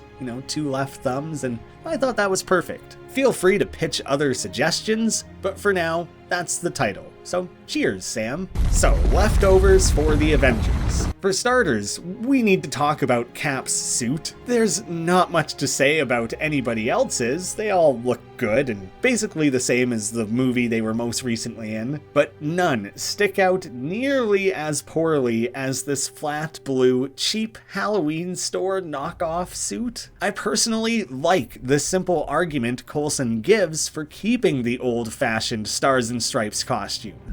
Everything that's happening, the things that are about to come to light, people might just need a little old-fashioned. It's cheesy, but they're paying its absurdity some mind without making a joke out of it, which is appreciated. They moved so quickly away from this style of costume, using it only for his big celebratory mascot phase, that it's kind of fun to see him trying to fight in something more similar to that. On paper, the flashy colors are great and stand out in a bright and eye-grabbing way. My main issue is how garbage his helmet looks. Shout out to the random Chitauri that knocks this crappy thing off, because it looks way better after that. I almost have no issue with this version of the costume from this point on. However, there isn't a ton of definition to the suit, so it risks flattening out his silhouette a little too much. And while it's far from my favorite Captain America suit, I do think it fit the pulpy cartoon vibe Whedon was going for. So it's not great, but I don't hate it anywhere near as much as people usually seem to. While talking designs, I'm a little torn on this new Hulk. I think I mostly prefer it. He's nowhere near as lean as the original version, which means we don't see nearly as many cords of muscle rippling beneath his green skin. I really liked that aspect of the 2008 Hulk movie. It's still a little present, but this more cartoonishly proportioned Hulk does look and feel a lot heavier and more threatening. I even like the way they give Hulk a distinct posture and way of carrying himself. It borders on ape-like, which I think fits incredibly well. And one more leftover talking point is that I generally enjoy them avoiding the trope of heroes losing their powers. Everyone gets knocked around and separated, but they all remain fully capable. It's smart to have everyone fighting at their full power and struggling in spite of that. We can save those personal hurdles for solo outings. This movie is entirely about becoming the goddamn Avengers. Having a fight against Earth's mightiest heroes wouldn't work as well if anyone was working with half their usual abilities. It's the best Loki and the Chitauri had versus the best Earth had, and it's a delight to watch them kick so much ass. I just deeply appreciate that they let us have that in our very first team-up event film. It's absolutely wild that there was a point in time where the Avengers felt like the end point this was all building up to. We really had no idea. Fans obviously hoped that there was more to come, but 6 movies was already a lot by the standard of most franchises. This was the movie that cemented Marvel as pop culture titans that couldn't be ignored. It was a while longer before they entered their can do no wrong phase when they started introducing more and more ridiculous characters. But there's a fun parallel here, with a big part of the movie being Fury trying to prove to the world that the Avengers Initiative is a good idea, while this movie is attempting to do the very same with the general audience. It all serves as an exceptional juggling act, making the ultimate film for comic book fans and Marvel enthusiasts, while making what was undeniably the blockbuster event that was fun for all ages and demographics, regardless of if you knew anything before going into this movie. It's kind of a relief to learn the Avengers remains as fun, funny, action-packed, engaging, and cheer-worthy 10 years later. I assumed I would find plenty to complain about and things that didn't hold up, but my critiques basically all boiled down to some visual choices. And I don't even think the aspect ratio and lighting are inherently bad. And the film was made with this so clearly in mind and taken full advantage of. There are fan edits out there that attempt to regrade the film and go with a smaller aspect ratio. Obviously, that's never going to work perfectly because you're working with something that was already filmed, rather than the initial filming being made with this style in mind. But based on this alone, it makes things feel too dark, shifts the tone in a direction this movie wasn't going for, and fails to show the full action as intended. So I certainly don't consider any of that a major issue. With any other complaint I had being incredibly minor and nitpicky, I am comfortable in confidently scoring this one as a 9 out of 10. It's damn near perfect and was exactly what we all wanted and the franchise needed. When creating a pre-watch ranking, I just assumed this movie wouldn't really hold up nearly as well as it existed in my mind, and I found it to be better than I remembered. So an end score of 9 actually puts it at the very top of my ranking so far. Not bad, Marvel. Not bad. And then we had Age of Ultron, coming in 2015. I have a secret. A deep, dark secret. You ready? I like this movie. Quite a lot, actually. It has issues, but I've basically never understood the incessant hate. And so I'm a little bit nervous to share any commentary on it because I want to be able to focus on sharing the things I like about this movie without feeling overly defensive about it or like I need to bend over backwards to justify my enjoyment of it. But after going against what is sort of the popular opinion with Iron Man 3 and having all sorts of supporters come out in the comments agreeing that that movie is actually very good, then hey, maybe I'll find the Ultron lovers out there too. I'll still do my best to make sure I'm approaching the review in the same manner I would any other of these movies, trying to balance personal opinions with some degree of objectivity. And maybe, if you're an Ultron hater, by the end of this, you'll have found some new things to appreciate about the movie. I do think a big thing for many people was the expectations of this movie. Based on the trailers, people thought Marvel was going way darker with the story, and that they were going to make some kind of superhero horror film. The trailers were really creepy and a little unsettling. I really loved them too, Ultron especially, driven by Spader's commanding narration. It looked like he was going to be nightmare fuel, rather than cracking jokes all along the way. Forgive a major tangent here, but ever since I saw Guillermo del Toro's Crimson Peak at release, I remember reading how upset he was that his gothic romance was instead marketed as a horror, when he had no say in the trailer or marketing whatsoever.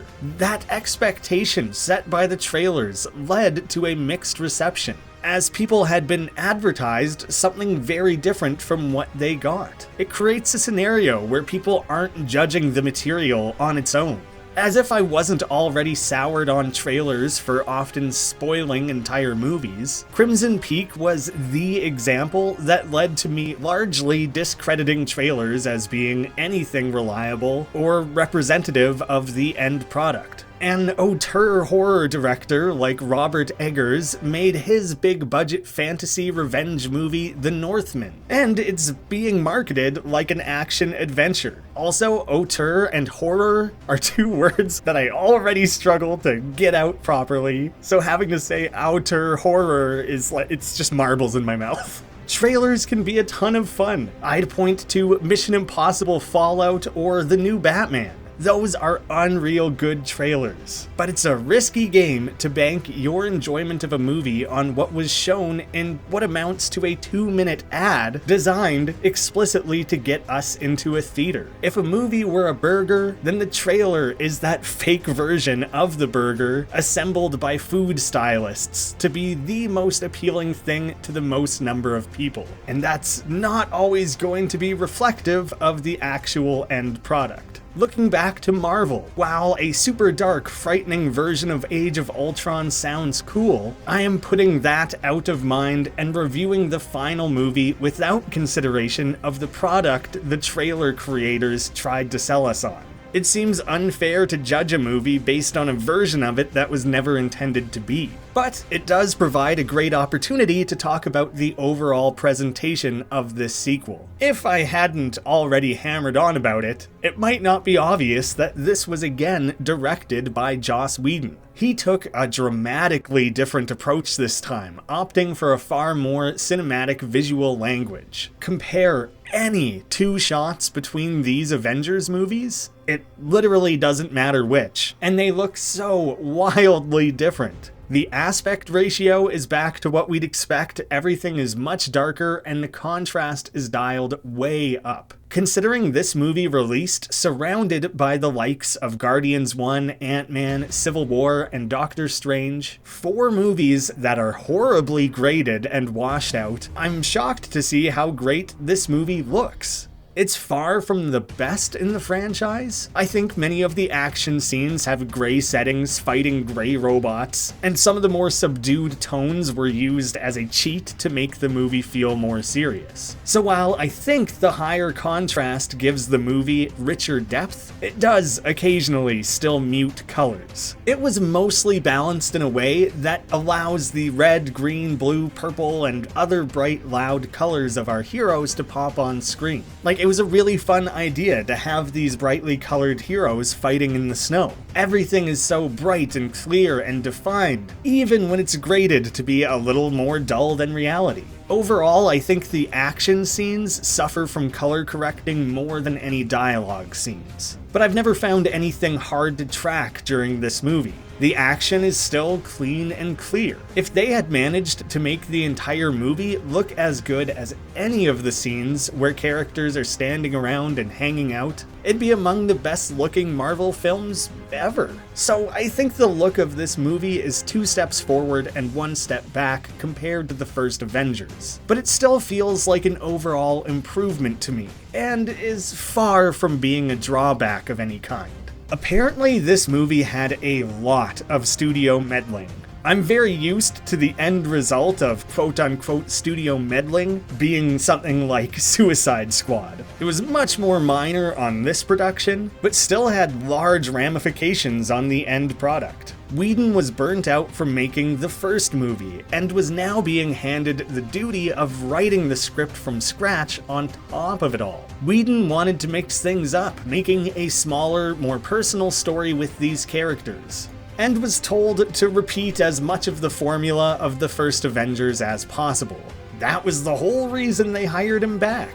So the fact that he managed to make this movie feel distinct from the first at all is a small miracle, but is also directly the reason why people continually criticize Marvel for being formulaic.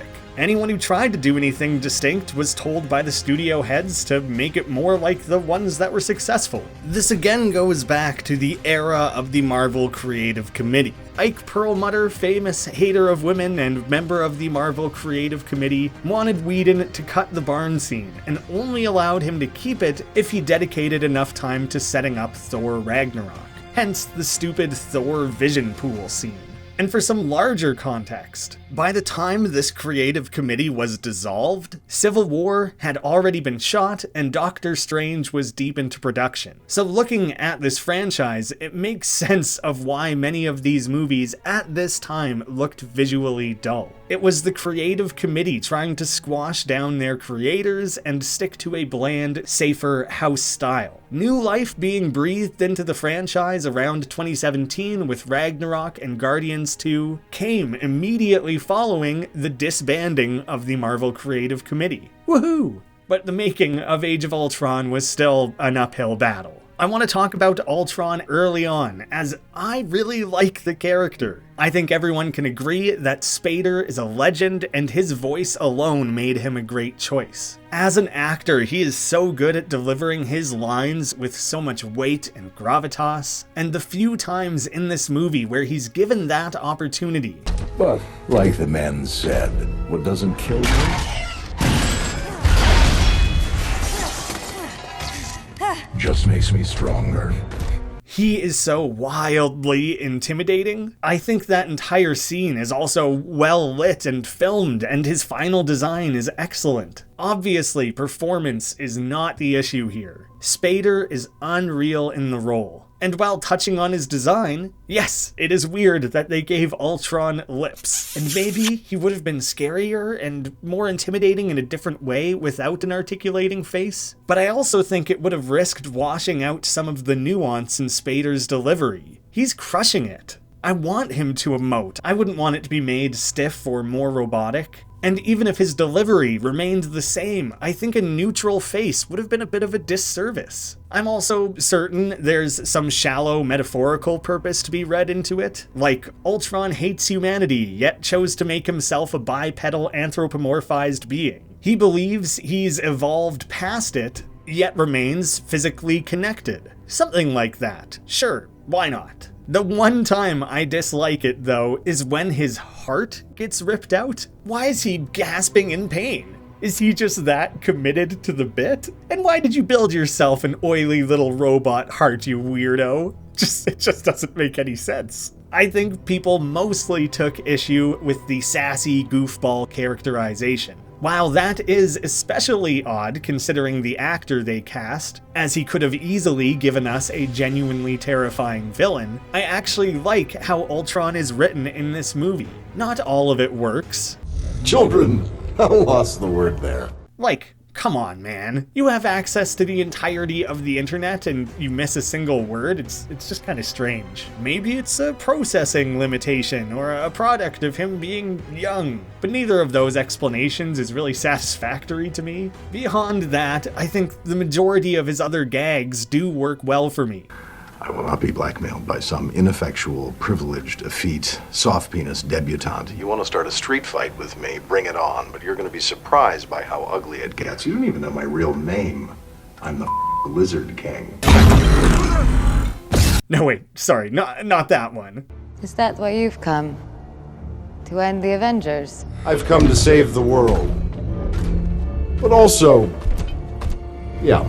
We have to think of how Ultron came to be. His consciousness spawned through a combination of the Mind Stone, Jarvis, Tony Stark, Bruce Banner, and the entirety of the internet. His father is a non-stop jokey joke maker. Go ahead, make your jokes, Mr. Jokey. Joke maker. Mixing all those personalities together in a genocidal superbot and having it come out this quirky yet scary villain is fairly unique, totally unexpected, and something that works for me. Let's look back at that children line, because the dialogue preceding that is actually super hardcore. Everyone creates the thing they dread. Men of peace create engines of war.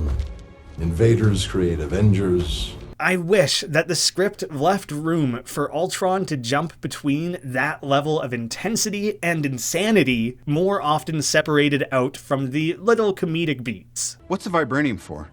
I'm glad you asked that because I wanted to take this time to explain my evil plan. Small lines like that, where he's directly sassing Tony, work because he's trying to show he's better and smarter than his creator, with this added touch of venom that he inherited from Tony. The times he's making jokes for his own sake, or following up his badass lines with a punchline, seems to be where things work less well. It becomes more obvious he's not doing it for any reason other than to keep things light for the audience. While I think it lands more often than it doesn't, I have to admit that there was clearly a better version buried within the script that would have struck more of a balance. There's less joking per minute in this sequel, which means when a joke doesn't land, it stands out even worse, even though it's still an incredibly joke-heavy movie. So often things feel forced and inserted unnaturally. I have to assume that was a product of writing a more mature script and then being told, no, it has to be funny. I'm also a fan of the way he's constantly upgrading himself, partially mirroring the way that Tony has continually upgraded his armor, with Ultron debuting new physical forms in pursuit of some form of perfection. He was designed to exceed the Avengers, and it gives him this vicious superiority god complex. Again, things that have clearly come from Stark, and he both knows and resents it. He's far from perfect, being filled with rage, throwing a tantrum the second he's compared to Tony. But I always say, keep your friends rich and your enemies rich and wait to find out which is which. What? Tony Stark used to say that. To me. What? I'm not. You think I'm one of Stark's puppets, his hollow men. Look at me. Do I look like Iron Man? Stark is not. How closely his personality is linked to Tony's is properly shown when they come face to face shortly after that. We'd have to break anything. Clearly, you've never made an omelet. You beat me by 1 second. It's such a tiny inclusion, but it drives home that Ultron is the worst of Tony smushed into this vibranium shell. And he's constantly goading the team because there's no physical risk to him. And you're not going anywhere. Of course not. I'm already there. You'll catch on. He's scary as hell because they can't really kill him. He has an unlimited number of bodies to retreat to, which becomes his downfall, but more on that at the end. I've seen people argue that Whedon wrote Ultron this way because he's incapable of writing serious characters, stories, or themes. Go tell that to Buffy or Firefly. He can do it, and he can do it exceedingly well. The Body from Buffy is still one of the best episodes of TV I've ever seen. It was a choice to make Ultron what he is, and that choice was derived from making him inherently linked to Tony. Feel free to disagree with that choice of direction for the villain, but I dismiss the idea that Whedon's incapable of doing serious work. Just listen to some of these spectacular lines. There were more than a dozen extinction-level events before even the dinosaurs got theirs. When the Earth starts to settle, God throws a stone at it. And believe me, he's winding up. That's poetry. It's epic, intense, and over the top in all the best ways. People act like Whedon exclusively writes dialogue like, "Welp, that just happened." Get off, super bitch!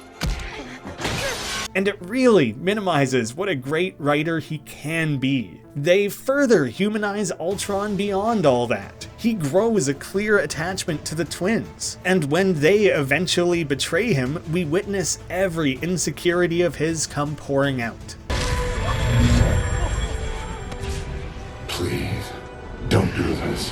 What choice do we have? My main thesis here is that a couple lame jokes aside, Ultron is an incredible villain that reflects on the heroes, being a direct result of their hubris, Tony especially. This movie exemplified how warped Tony's perspective is, carrying his own deep emotional issues. He becomes haunted by the vision of seeing all his friends die, feeling that will be his legacy. And he takes all his own insecurities, fears, emotional stuntedness, skewed viewpoints, and unintentionally dumps it into Ultron.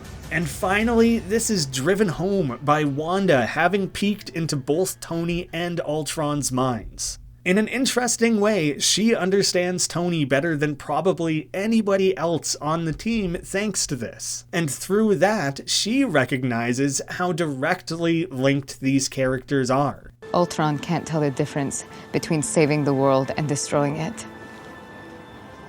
Where do you think he gets that? Ultron carries the same beliefs as Tony and simply employs them to different ends. It's like his viewpoint never grew beyond that of pre-Iron Man Tony working as an arms dealer. Hopefully, all of that or some of it convinces at least one person that Ultron is a great character and villain in spite of one or two rocky moments in the script. An exciting part of this movie that works exceedingly well is that we get to kick off with an already fully formed Avengers team. For once, we get to see them operating in full force. The 2012 movie was like their own origin film, while Civil War, Infinity War, and Endgame are all about the team being torn apart and trying to come back together. So a huge appeal of Age of Ultron is actually getting to see the Avengers as a well-oiled team, with plenty of experience working together, kicking ass like it's their day job.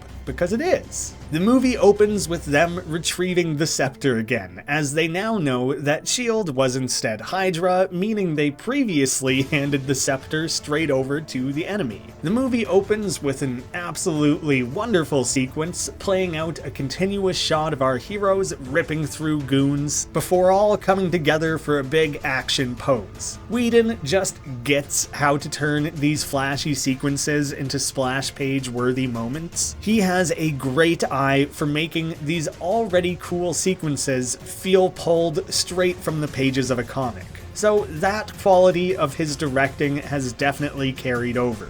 They squeeze loads of other awesome moments into this raid, like Hulk smashing through a bunker, followed up by the camera tracking Tony as he takes down the shields. Cap has these awesome magnets on his arm now, which make a lot more sense out of the shield boomeranging back to him. Thor hitting the hammer into Cap's shield is something they learned by accident in the last movie, but now use as this heavy-hitting finisher move. This opening scene is just excellent. It's so funny that the opening word of this movie is shit! Maybe this is the darkest MCU movie. But really, the gag of everyone treating Cap as a huge dork works for me. This guy is from the 40s. A harsh word for him would be heck. Language! So I think it's hilarious that they're ribbing on him while bringing him up to a modern vernacular. We never really talk about how many people the Avengers kill, eh? Never killing is such an important part of a character like Batman that it becomes a major debate in every DC movie. Whereas Cap is a soldier, Widow is an assassin, Iron Man was an arms dealer, Thor has fought in like 1,000 wars, and Hulk could break someone's spine with a sneeze. There's no real pulling your punches for guys like Thor or Hulk. Like, Steve throws an entire motorcycle at a Jeep. It's very stylish, but you're gonna have to walk home now, you realize. Maybe not the right move transit-wise, but I just never really thought about how deadly their encounters truly are. If our eventual revised Avengers lineup someday has characters like Spider-Man and Daredevil as a focal point, and they're fighting against actual real humans, it's gonna become a very strange thing to balance out the fact that half the team isn't cool with killing. I'll be really curious to see if they ever address that or how they handle it. It's very odd to me how little they did with Baron von Strucker. He was in a post-credit scene and then this opening scene. It seems his purpose was strictly to create the twins, which occurred off-screen. We never even saw enough of the character for me to wish we had seen more of him. It just felt awfully strange to seemingly hype him up just to kill him off screen later in this movie. At least he got this one great line ahead of that. No surrender! No surrender! I'm going to surrender. God damn, the twins' origin story is just brutal. Trapped for days, waiting for a Stark-branded bomb to blow up and kill them all. Tony still has issues, but he had a long career as a bad dude. I like the idea that he is constantly paying the price for that. Iron Man exists as a hero, but it's also about him atoning for a lifetime worth of sin. And Ultron is the ultimate example of his reach exceeding his grasp and creating more problems than he's solving. Whedon has stated that he introduced the twins so that he could work with a pair of characters who did something other than punch hard. While I can get behind that reasoning to add some variety to the fights, it's kind of odd when looking at the full team. Sure, Cap, Widow, and Hulk mostly punch, but they all have tools, gear, and other abilities. He just never got that creative with what Tony and Thor are capable of doing, so that's a bit of his own fault. He has a few imaginative uses for their powers in both movies, but clearly missed some of that potential that was right in front of him. And I find that he still largely misused Quicksilver in this movie.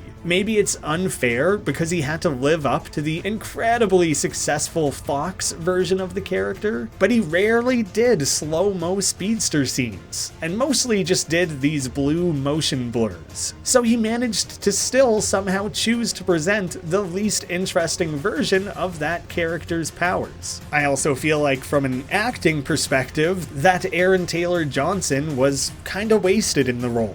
Nocturnal Animals, Tenet, heck, even Kick-Ass. This guy is awesome. He had like 7 lines in Age of Ultron, and he did his best with them. As an aside, it's genuinely quite funny that he's now filming for his 3rd comic book movie character in Sony's ill-advised solo Kraven movie. That poor guy. So many actors have had comic book redemptions. Ben Affleck, Ryan Reynolds, Michael B. Jordan, and Oscar Isaac all come to mind, while this guy is on the opposite trajectory.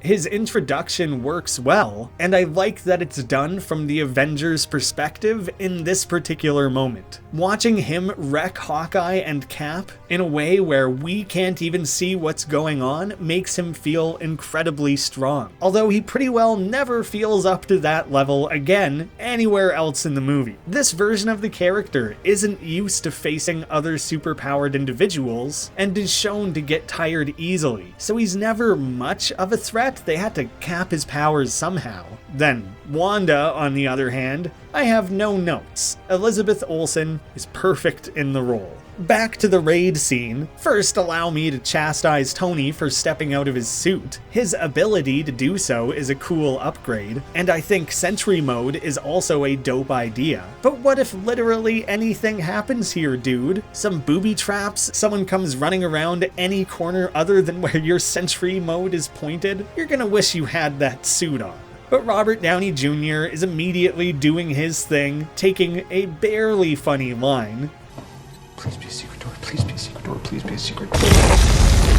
Yay! And crushing the delivery. His restrained, giddy little yay absolutely kills me. After rewatching this movie, I was in the middle of writing the script right before Multiverse of Madness dropped. I'll avoid spoilers for that one, but one note I had made for myself about Age of Ultron was that I am obsessed with the twitchy, horror-like way Wanda moves around in this opening scene. It's freaky and super distinct from everyone else. It's something I sorely missed seeing from the character, and I was so thrilled to see that Sam Raimi, with his own strong horror background, was able to bring that back to her character. Wanda is a million miles from her full power still, yet is able to quickly and easily worm her way into the minds of Earth's mightiest heroes, showing them their deepest fears. And I find it very funny that she specifically doesn't mind control Hawkeye to spare Renner from having to play that boring version of the character twice in a row. I've done the whole mind control thing.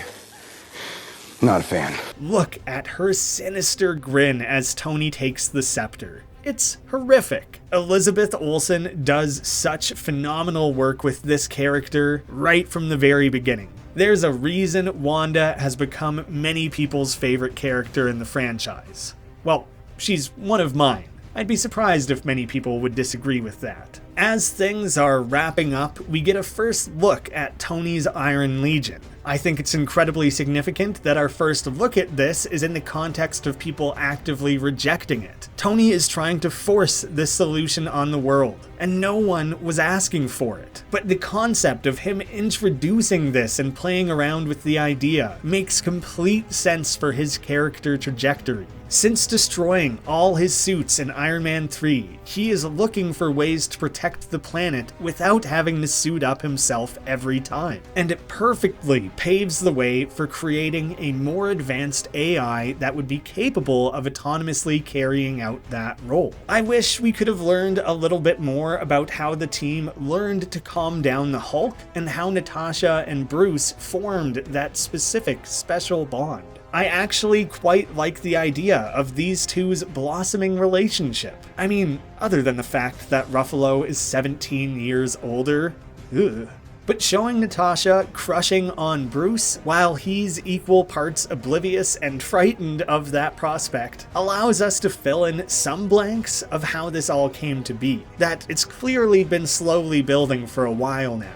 I disagree with a lot of the complaints around their relationship, claiming that it feels forced or rushed. Nat has friendships with Clint, Tony, and Steve, so it's not like they haven't explored more platonic sides of Nat's relationships, and it's almost shocking that they had the restraint to go 3 movies without forcing a love interest on their lead female character. We've seen Nat and Bruce forming a bond even in the last movie.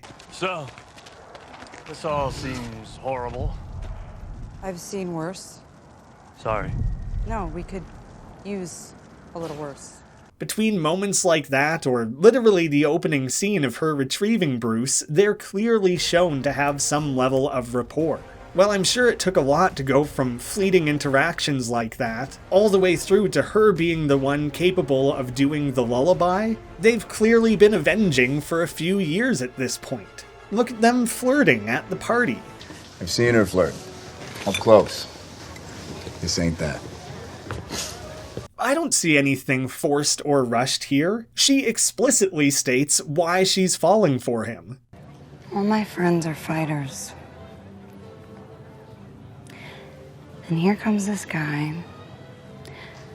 Spends his life avoiding the fight because he knows he'll win. And they're both damaged people, trying to build a connection neither of them has otherwise been able to achieve in their lives before. I think that's an excellent reason for them to be drawn to one another, and also a very clear explanation for why things aren't developing and progressing that naturally. I have some issues with it, but I'm gonna save that for a little later because it ties in better to a different talking point. But one thing that I think would have helped us all buy into that relationship a little more, other than simply teasing it further in the first movie, would have been that if they had in any way at any time addressed what happened between Bruce and Betty. As the viewers, we're left in this weird lurch where we have to assume that Bruce still loves her. It's a shame this series dumped that romance off screen because it could have been a really interesting dynamic. That Bruce is falling for Nat, someone who will inherently understand him better than Betty ever could, and doesn't know how to reconcile that with these lifelong feelings he's had for someone who is supposedly the love of his life. What a missed opportunity for an incredibly strong emotional underline to this movie. We would have the high-stakes action, the incredibly personal miscalculations and failures of Tony, while still maintaining that more intimate, more personal story Whedon wanted to tell by having this love triangle that's creating a rift in the team. I just think that would have fit together really well with this movie. And before I move on from this entirely, Nat and Bruce aren't the only ones crushing in this movie. Unlike you, I don't have a lot of time for parties. Will Thor be there? Aw, you go, Helen. Back on the ship, we have this amazing 1 second long gag of Jarvis is my co-pilot, just in the form of a sticker. I love stupid extra details like that. I also appreciate the inclusion that Banner is clearly still at odds with the Hulk. They can work together, but simply acknowledging the concept of a code green means that he doesn't default to bringing the Hulk out. They can work together, but he's still uncomfortable with that power. The gates of hell are filled with the screams of his victims. But not the screams of the dead, of course. No. Wounded screams, mainly whimpering, a great deal of complaining, and tales of sprained deltoids and gout. I had never paid this line much mind before, but I really like it now. What kind of monster would let a German scientist experiment on them to protect their country? It made me miss Erskine. Stanley Tucci, you beautiful bald baby boy. Really, Steve has this very particular level of gentlemanly sass that I love seeing come out here and there. This regeneration cradle that creates tissue is an insane invention. Futuristic sci-fi stuff on this level would completely change the world, and I don't think it's ever mentioned outside of this movie again. I mean, it's not like the movies ever really address the ways Tony inventing clean energy or time travel have affected the world. I don't know how or where you'd fit that fallout of each and every one of those advancements into any of the movies. While I think it could have been cool to see Tony and Bruce's early attempts at Ultron in my suggested Science Boys movie, I think this film effectively skips past it. We quickly get the impression these two have talked about this many, many times. And with Tony's Iron Legion already in place, a history with advanced AI creation and desire to provide global protection, pursuing peace in our time, all mixed with his insane overconfidence that he can fix everything, chasing something like Ultron is the obvious end point of his journey. I know comic fans were upset as Ultron originally came from Hank Pym, but the way they laid it out in the MCU makes perfect sense for Tony to arrogantly plow ahead with this pursuit. I've never really liked the physical orbs that are shown to represent Jarvis and the Mind Stone. Like, I don't know what else they could have done to visually present that complexity, or to show Ultron attacking Jarvis. It's all just kind of preposterous. And since I can't think of anything less silly to present that to the audience, I kind of just have to accept it. The one thing that does make this work is what phenomenally good voice actors Spader and Bettany are. Spader especially. He has maybe one of the best voices ever. Damn.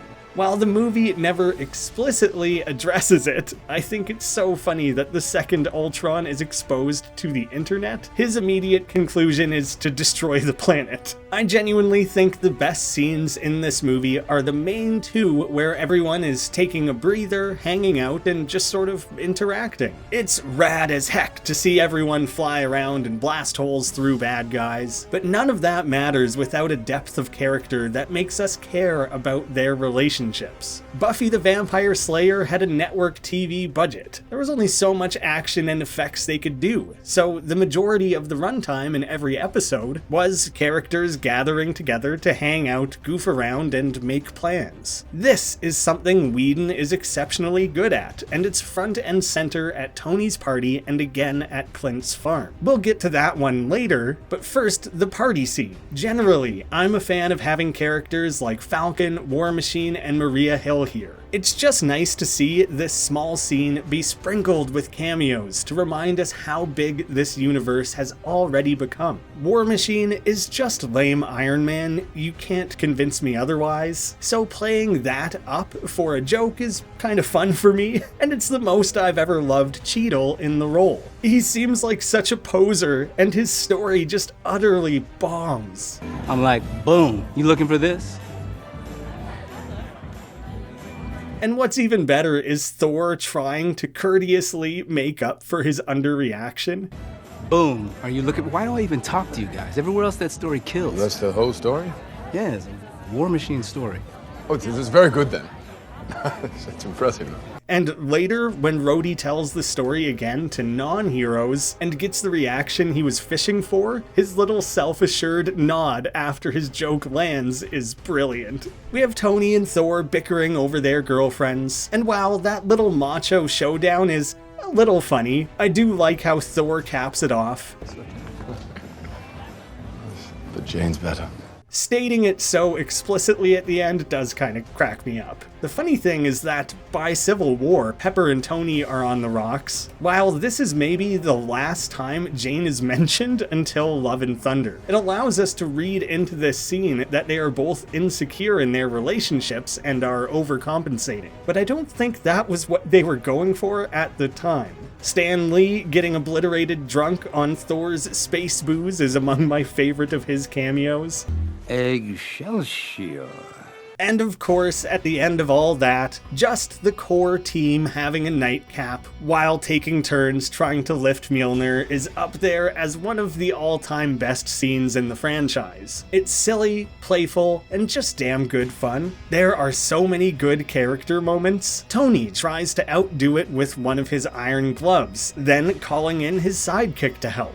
Bruce tries to mess with everyone and nobody buys it. Natasha opts out entirely. Oh, no, that's not a question I need answered. And we get the wonderful gag and long-term setup of Cap squeaking it a fraction of a hair. I've seen fans suggest he could have lifted it and chooses to save Thor the embarrassment. But I prefer the headcanon that he had to first go through the events of Civil War. Once he no longer harbors the secret of Tony's parents, he has a clear conscience and emerges from that fully worthy.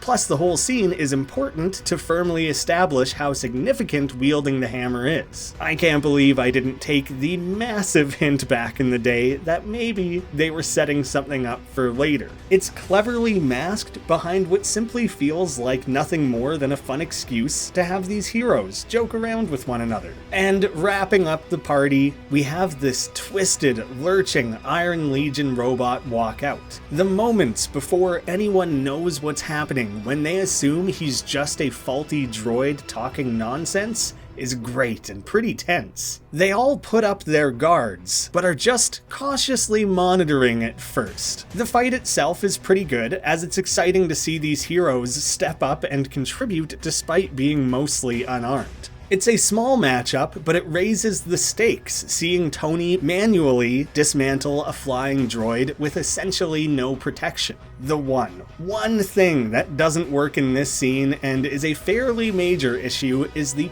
painfully lazy and unfunny gag of Bruce falling on Natasha's chest. It's insane that Whedon thought this was so funny that he used it again in Justice League. It's just so juvenile and really lowers the comedic bar for the entire movie. With that scene wrapped up and that terrible moment addressed, it'd be a great opportunity to hone in on the things, especially in the writing and humor, within this movie that just do not work. I know some people dislike the overuse of the language gag and didn't you see that coming, but I disagree with those. They both followed the rules of three, so I actually enjoy them both and thought they were used the exact right amount. The things I dislike mostly come down to little moments. Romanoff, you and Banner better not be playing hide the zucchini. I pointed that out before, but it's stupid enough to earn its place in this list of crappy jokes. Or Ultron shouting, "Oh, for God's sake!" takes me out of the movie a bit. At least he didn't literally do a more memeable, "Welp, that just happened," but it was pretty damn near to it. One of the stupidest inclusions is Natasha saying beep beep when driving around on her motorcycle. Beep beep. It's just so odd. Like, picture this. Scarlett had to sit down in a room somewhere and record who knows how many beeps to dub that in. How'd you get to be so good? Oh, just experience, I suppose.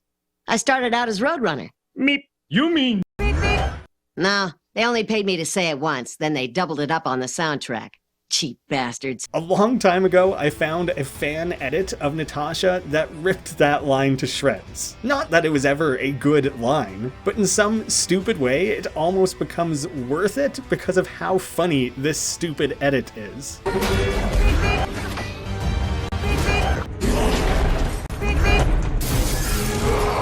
Straight through me. Soviet slug, no rifling. Bikinis.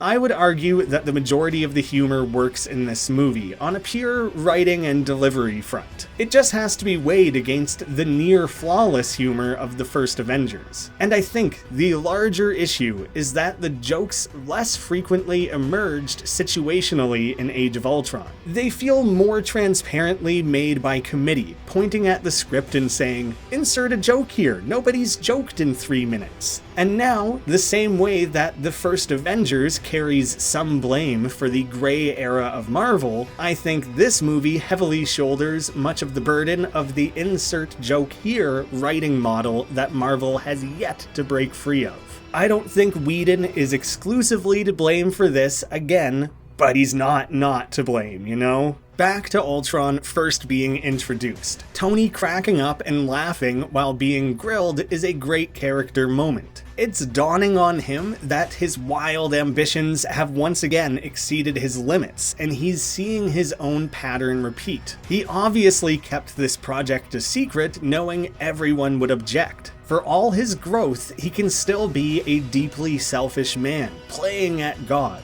Steve, having just weeded Hydra out of S.H.I.E.L.D. and taking down an aircraft that was made to kill millions, has more of a personal stake in this and obvious moral objection to Tony's intended mass surveillance and deterrent-style peacekeeping. Tying this back into the last Avengers movie, either the line of Tony opposing nuclear deterrence is even worse fitting than I thought. A nuclear deterrent, because that always calms everything right down. Or Tony only objects to a deterrent strategy when it's not his own. So maybe there's a bit of internal consistency there, but I still think that line should have come from somebody else on the team. It requires a bit too much assuming on our part to make it feel like it fits the character. While Age of Ultron has less jokes land than the original Avengers, the dialogue backed off the joking around to a greater extent than I remembered. Plenty of jokes are still present, but there is notably more room in these scenes for excellent strokes of writing genius.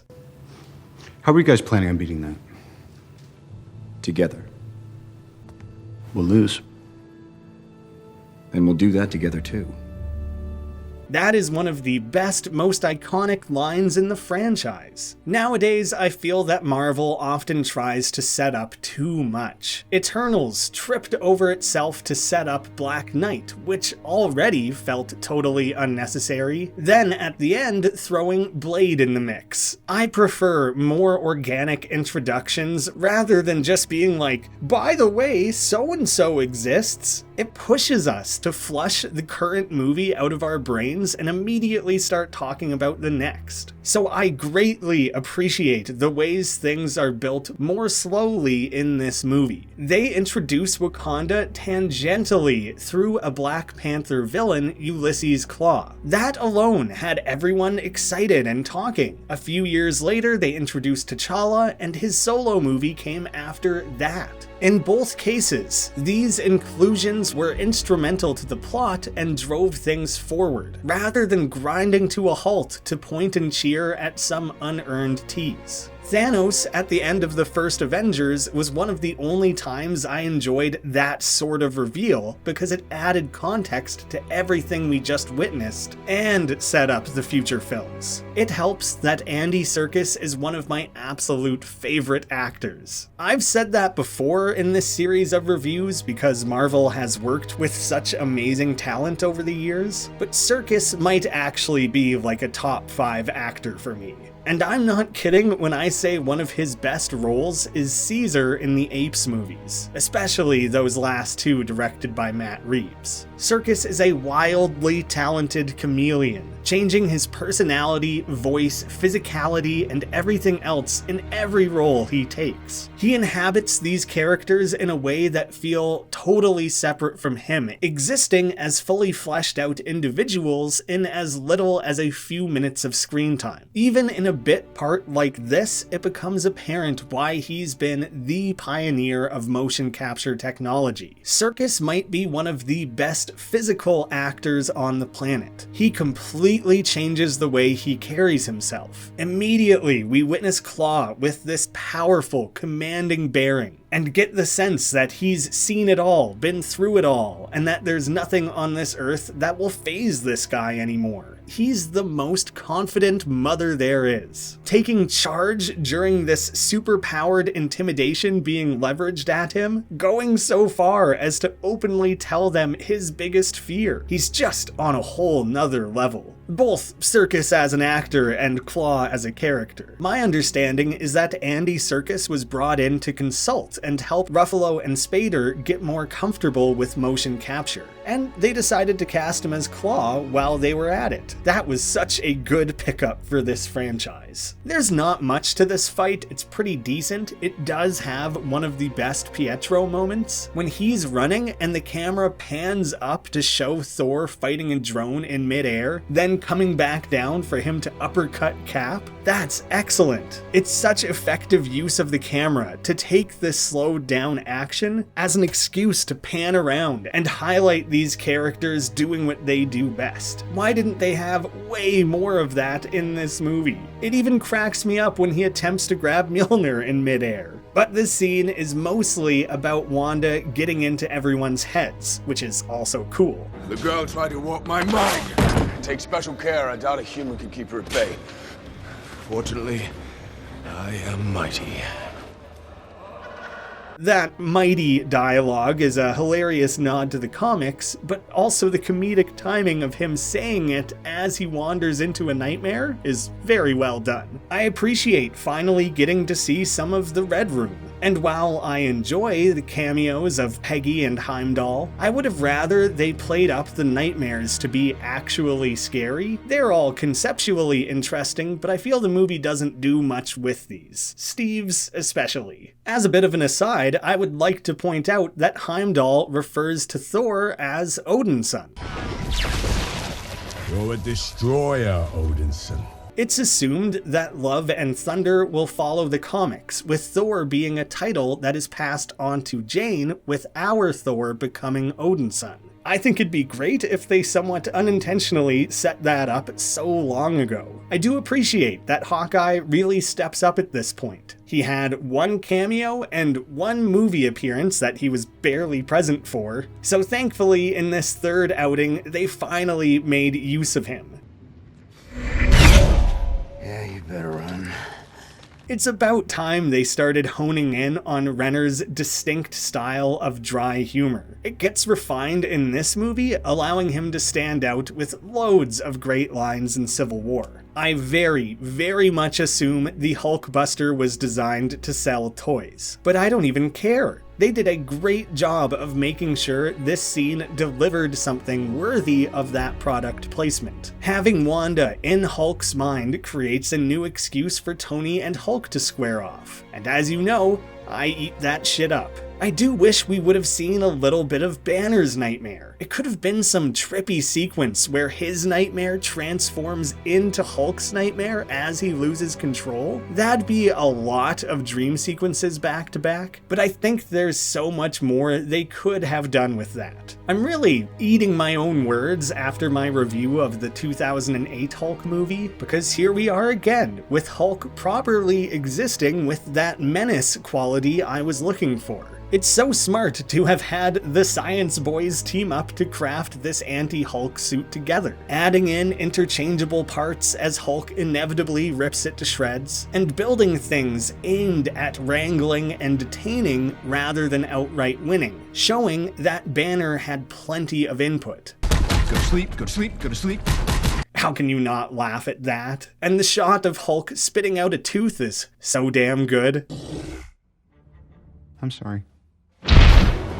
The only option for Tony is to bring a whole damn building down on top of him. The destruction this fight causes is excessive, which is exactly the point. After this, people are calling for Banner's arrest, and it sets him on the path of sending himself off planet. He's filled with shame, and this is the exact reason he had gone into exile all those years earlier. There's a great moment after that crash where Hulk looks around and sees how much damage he's caused and how terrified everyone is. After that shock and impact, Bruce is peeking through for a moment there, but as soon as Hulk sees the guns, he's immediately back in charge. After the team gets so thoroughly rattled, it makes sense that they would need to take a minute to regroup. I think it comes at exactly the right time for a slowdown in the pacing. A lot happened in the last 30 minutes. The farm is great as it's secluded off the grid and looks like somewhere I'd want to retire after the loud, action-packed life of a superhero. I'm a huge fan of the juxtaposition of these heroes decked out in all their super suits, hanging out on an acreage. But the whole scene is an awesome excuse to show us more of what Hawkeye has going on, and also have these characters take a minute to ask some big questions and figure each other out a little better. Overall, this movie does a remarkable job of showing what Hawkeye's role is on the team. He's never going to kick ass the same way as his superpowered teammates. He's not a financier, the brains, or the leader of the group. He's not even the most funny. Clint's just a grounded dude who gives more of a civilian angle on this team of superpowered beings. I don't think it's a stretch to say this movie did a lot to convince me he's the heart of the team. I think that is best exemplified in the final battle when he encourages Wanda to be a hero and coaches her into being an Avenger. I've had a crush on Linda Cardellini for about 20 years since she played Velma in those weirdly sexualized Scooby-Doo movies that were originally written to be R-rated by James Gunn, so that makes sense of a lot of things there. But she's always a delight, most recently being an absolute riot alongside Christina Applegate in Dead to Me. I'd recommend that show to anyone, by the way. In Age of Ultron, they do a good job having Laura skirt past a lot of tropes of the lonely, fearful, housekeeping mom/wife. She totally supports and values Clint and his work as an Avenger. She knows it's important and doesn't remotely guilt him over it. I appreciate how their spousal dynamic was written. You are so cute. Adam and Banner? I'll explain when you're older. Hawkeye. Oh, okay. That's just a cute little exchange that I've always enjoyed. Beyond Clint and his family, there are loads of great moments out at the farm. A small, early one is Steve hesitating to go back inside and choosing to remove himself from it. It can be read one of two ways, both of which are meaningful. It could be because he's a man of war from a different era and doesn't really know how to kick back and take it easy. He's the star-spangled man with a plan and is at a complete loss here. Or we could read that he's uncomfortable being around a family and this normal life that he desperately wishes he had. A little from column A, a little from column B. The best part is, of course, when Tony and Steve get going on their philosophical differences. It's great for the same reason these two are always great together. Plus, we get to see some superpowered wood chopping, which is hilarious. But hot damn, Steve ripping wood apart is gnarly. And of course, Tony steals the scene with a wonderful final line. Don't take from my pile.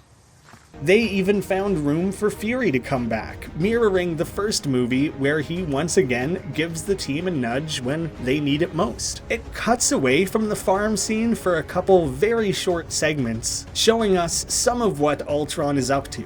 I already said that I enjoyed his line about the vibranium frisbee, but he uses that as a jumping off point, taking it even further as this commentary on human nature and how they overlooked the Mind Stone within the scepter. and that's just a great payoff. The worst part of these cutaways is Thor's vision pool stuff. It's absurd, disinteresting, clearly just there to spoon-feed exposition, as well as an excuse for a gratuitous shirtless scene, and robs us of getting to see Thor chilling on the farm and forming stronger relationships with the team. So this whole pool thing gets a thumbs down from me. I'll close out the farm discussion with what is inarguably the worst part of the whole thing, and this comes down to Nat and Bruce. They seemingly kept in the plot point that Bruce can't have sex without hulking out. Maybe the intention here is that he's scared he may pass on Hulk genetics, but I'll assume it's going back to the heart rate incel thing. I bet you never thought of the Hulk as an incel before, huh?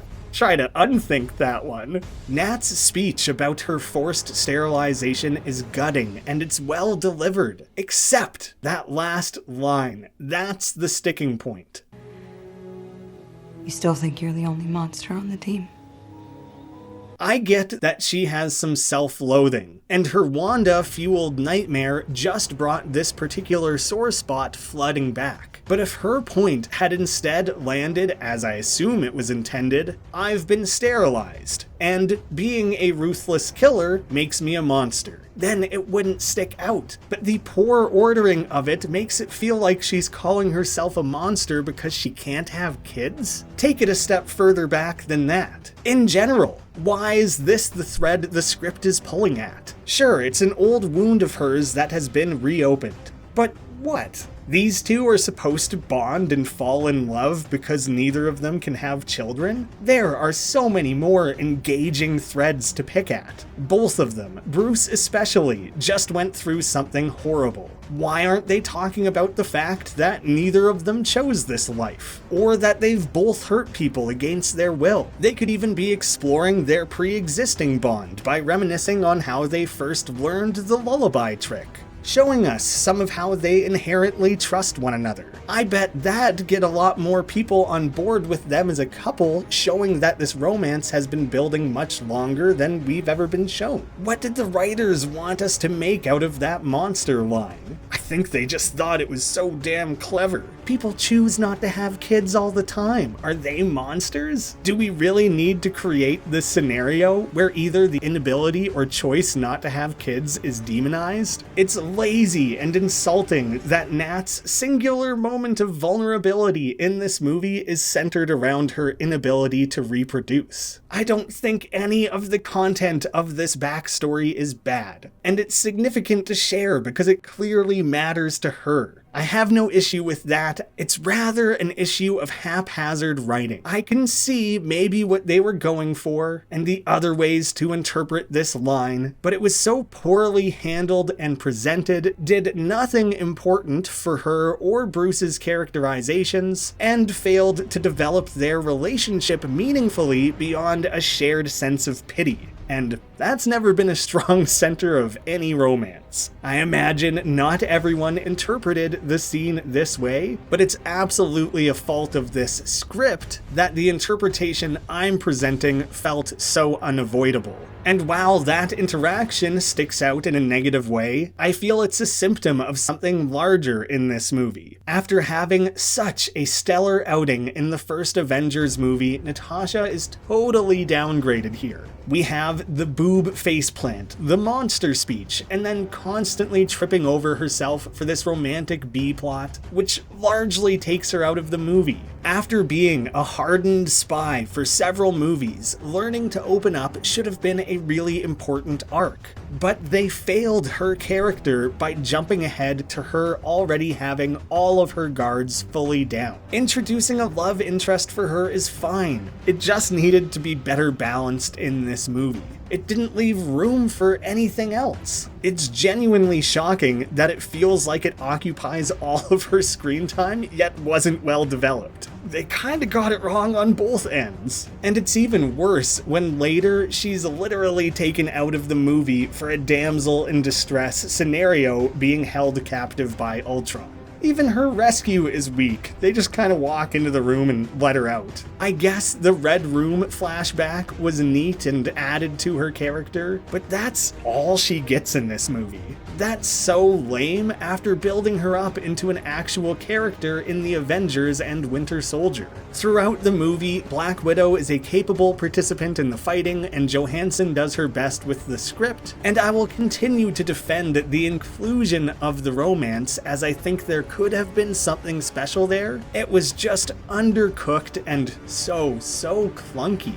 The logic of their love interest being drawn together is there. Yet they failed to make it feel properly earned, and they didn't even attempt to do anything else with her character. So I like their romance, but I hate the execution. Let's get off this spiraling rant by talking about something I do really enjoy in this movie. I am a huge fan of how they navigated Hawkeye's character.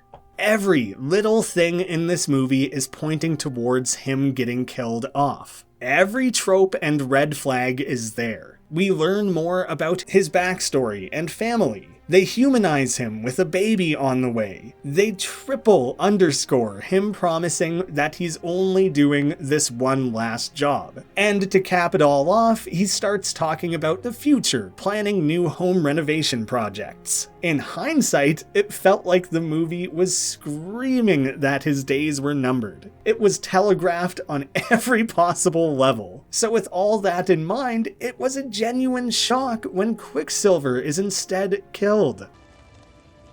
You didn't see that coming.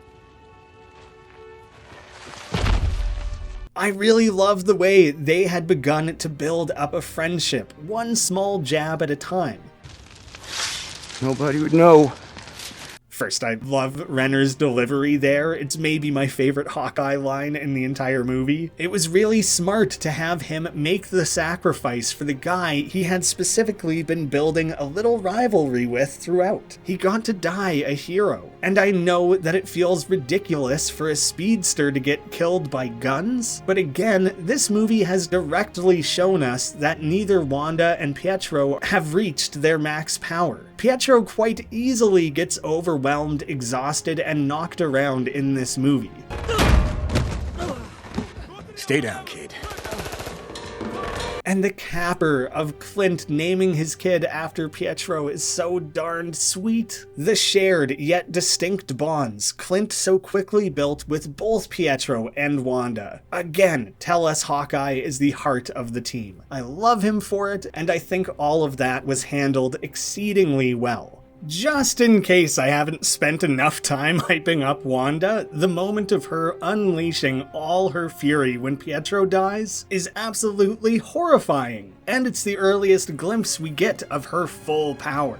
She's just so cool. Next up, we have what is probably the biggest plot convenience possible. Ultron wants to transport the cradle, and he just starts driving it around? What the hell, dude? Just fly that unit like a mile into the sky away from where the majority of these guys can reach you, or something. He eventually does do that. I kind of forgot that he does, but probably should have just started with that maneuver. At least Black Widow does have the one insanely badass moment of sky surfing that thing onto the jet. So she wasn't completely deprived of standout moments. Let's not even get started on the actual capabilities of the cradle though. That thing can easily patch up Clint, which is handy, but also prints an entire human with a functioning brain. And you're telling me this thing couldn't just give Natasha her reproductive system back? I really can't get into it because space-age tech like this cradle is always going to bring with it infinite plot holes. If we wanted to take it fully seriously, no one could ever be hurt in this franchise again without us wondering,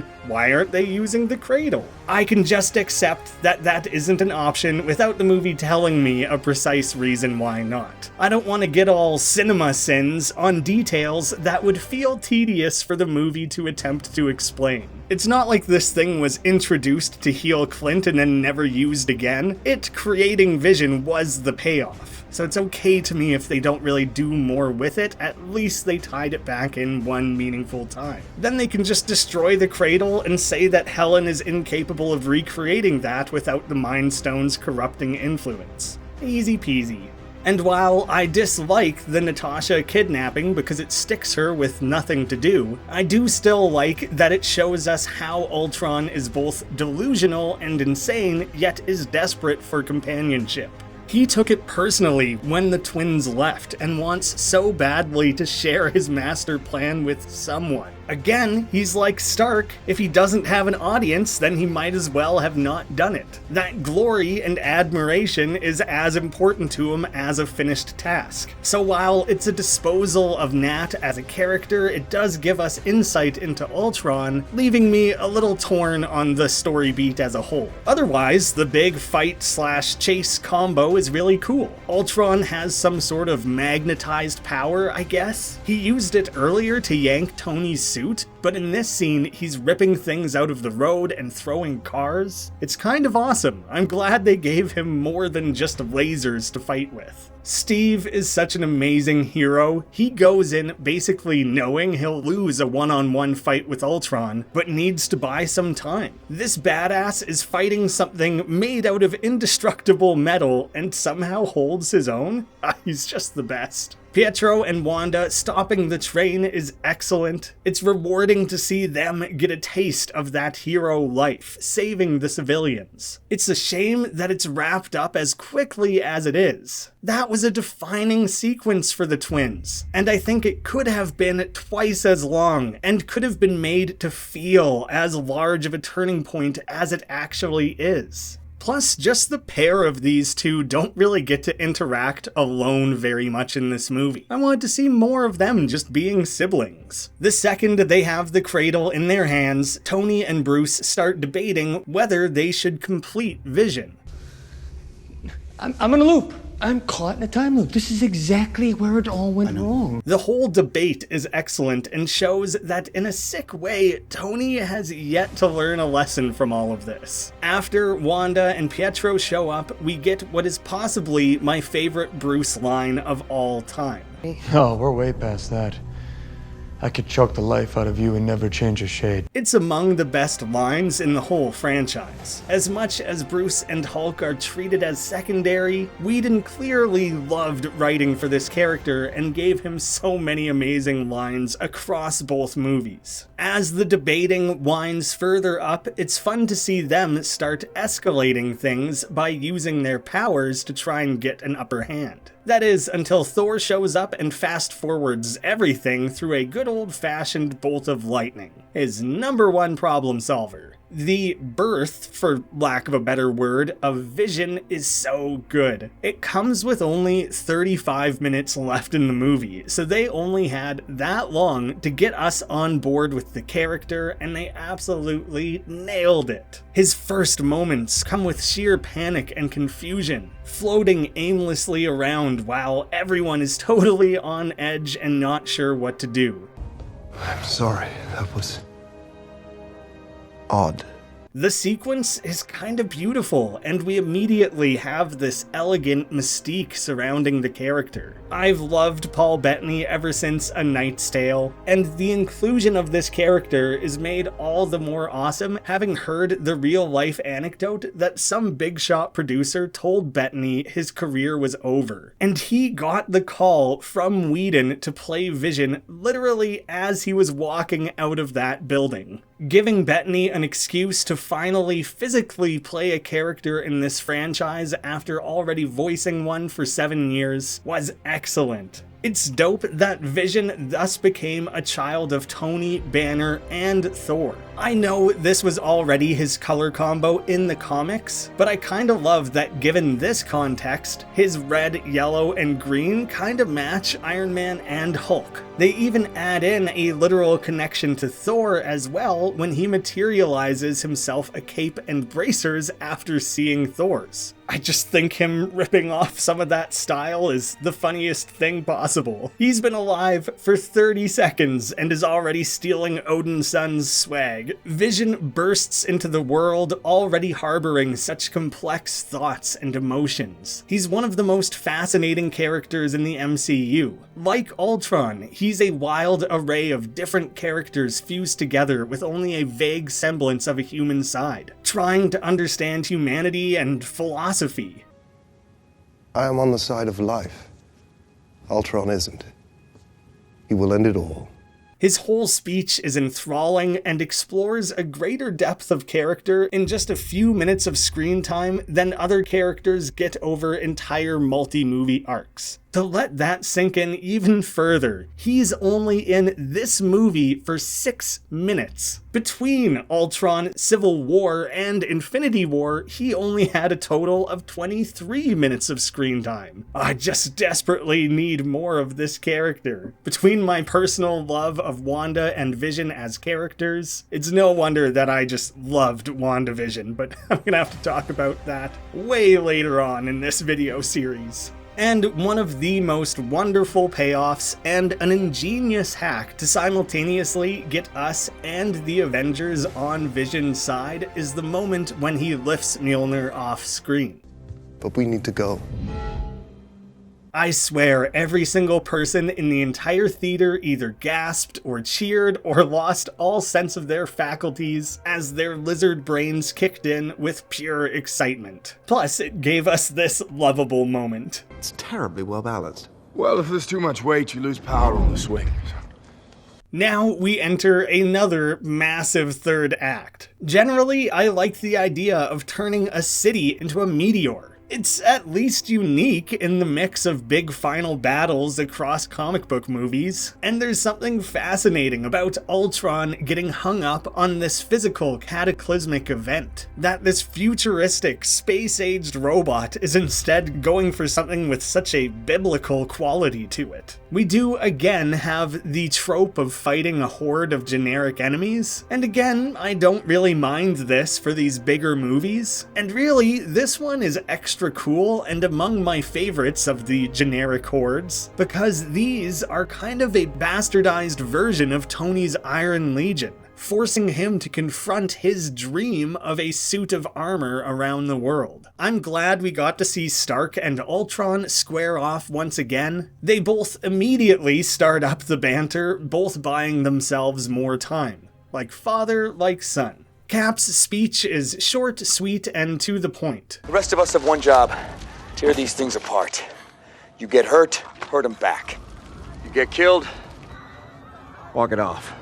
That's the funniest Cap's ever been. As things are really kicking off, Pietro runs into a police station and just starts shouting about evacuation. That is a terrible plan. After that obviously fails, he comes back firing a gun, which is somehow even more stupid. That'll get people's attention, sure, but they're gonna be ducking for cover and fortifying that station, not rushing out to start saving people. That scene has always bothered me. It's neither a good plan nor illogical enough to become funny. It's just a stupid thing that a crazy person would do, and it put more people at risk than it helped. In general, though, I do like that they brought back all the small moments of the team assisting average people mixed in with this climax. They're fighting off killer drones, but also saving individuals along the way. That is so important and far too often overlooked in these big climaxes, and just always appreciated in a superhero movie. They should be mitigating casualties and damages any way they can along the way. Steve gets loads of cool action moments in this battle. It keeps cutting to him in 3-second snippets where he's doing something awesome, like Thor batting the shield through a bunch of robots, or him using his own magnet arm to yank one of the droids his shield is implanted in.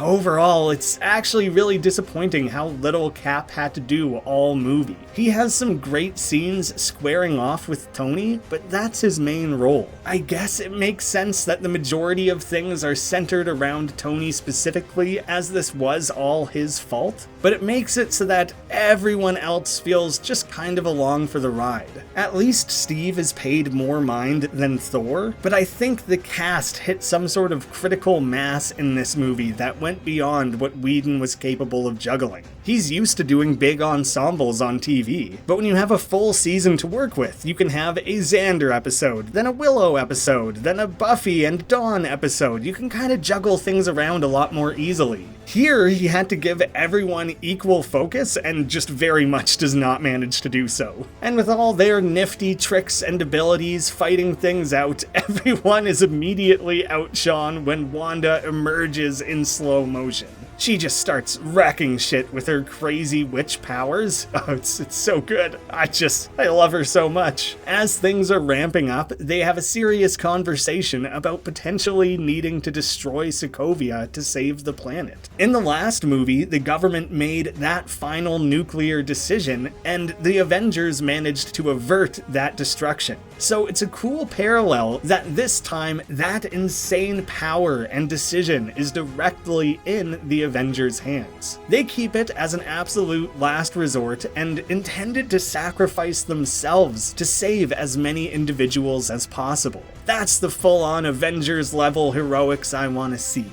They are, of course, bailed out from such a dark outcome by the arrival of the helicarrier. I had to Google how the hell Fury was able to do this despite S.H.I.E.L.D. being dismantled and him presumably having zero resources. Like, how is this ship even still available or operational? Was it not decommissioned and the, whatever it is, 5,000 employees not stuck looking for other work? Somehow they're this standing militia ready to go at a moment's notice? Surely it costs millions of dollars just to get this big unit off the ground. It turns out the fate of the helicarrier and how they're able to rally together to help out here is addressed in Agents of S.H.I.E.L.D. So I don't have the full context, but it does seem odd and kind of dumb to burn S.H.I.E.L.D. to the ground just to include something like this that makes that fallout seem totally unimportant.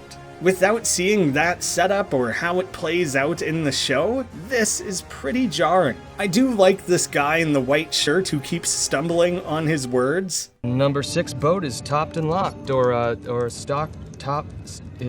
It's full of people. Apparently, he's the same guy who remained loyal to S.H.I.E.L.D. in Winter Soldier when Rumlow pointed a gun at his head. There's a fun bit of continuity there. Good for him getting a promotion, he earned it. It makes it more than just a throwaway gag. He's totally new to this and is understandably learning the job on the fly. Get it? Because they're flying.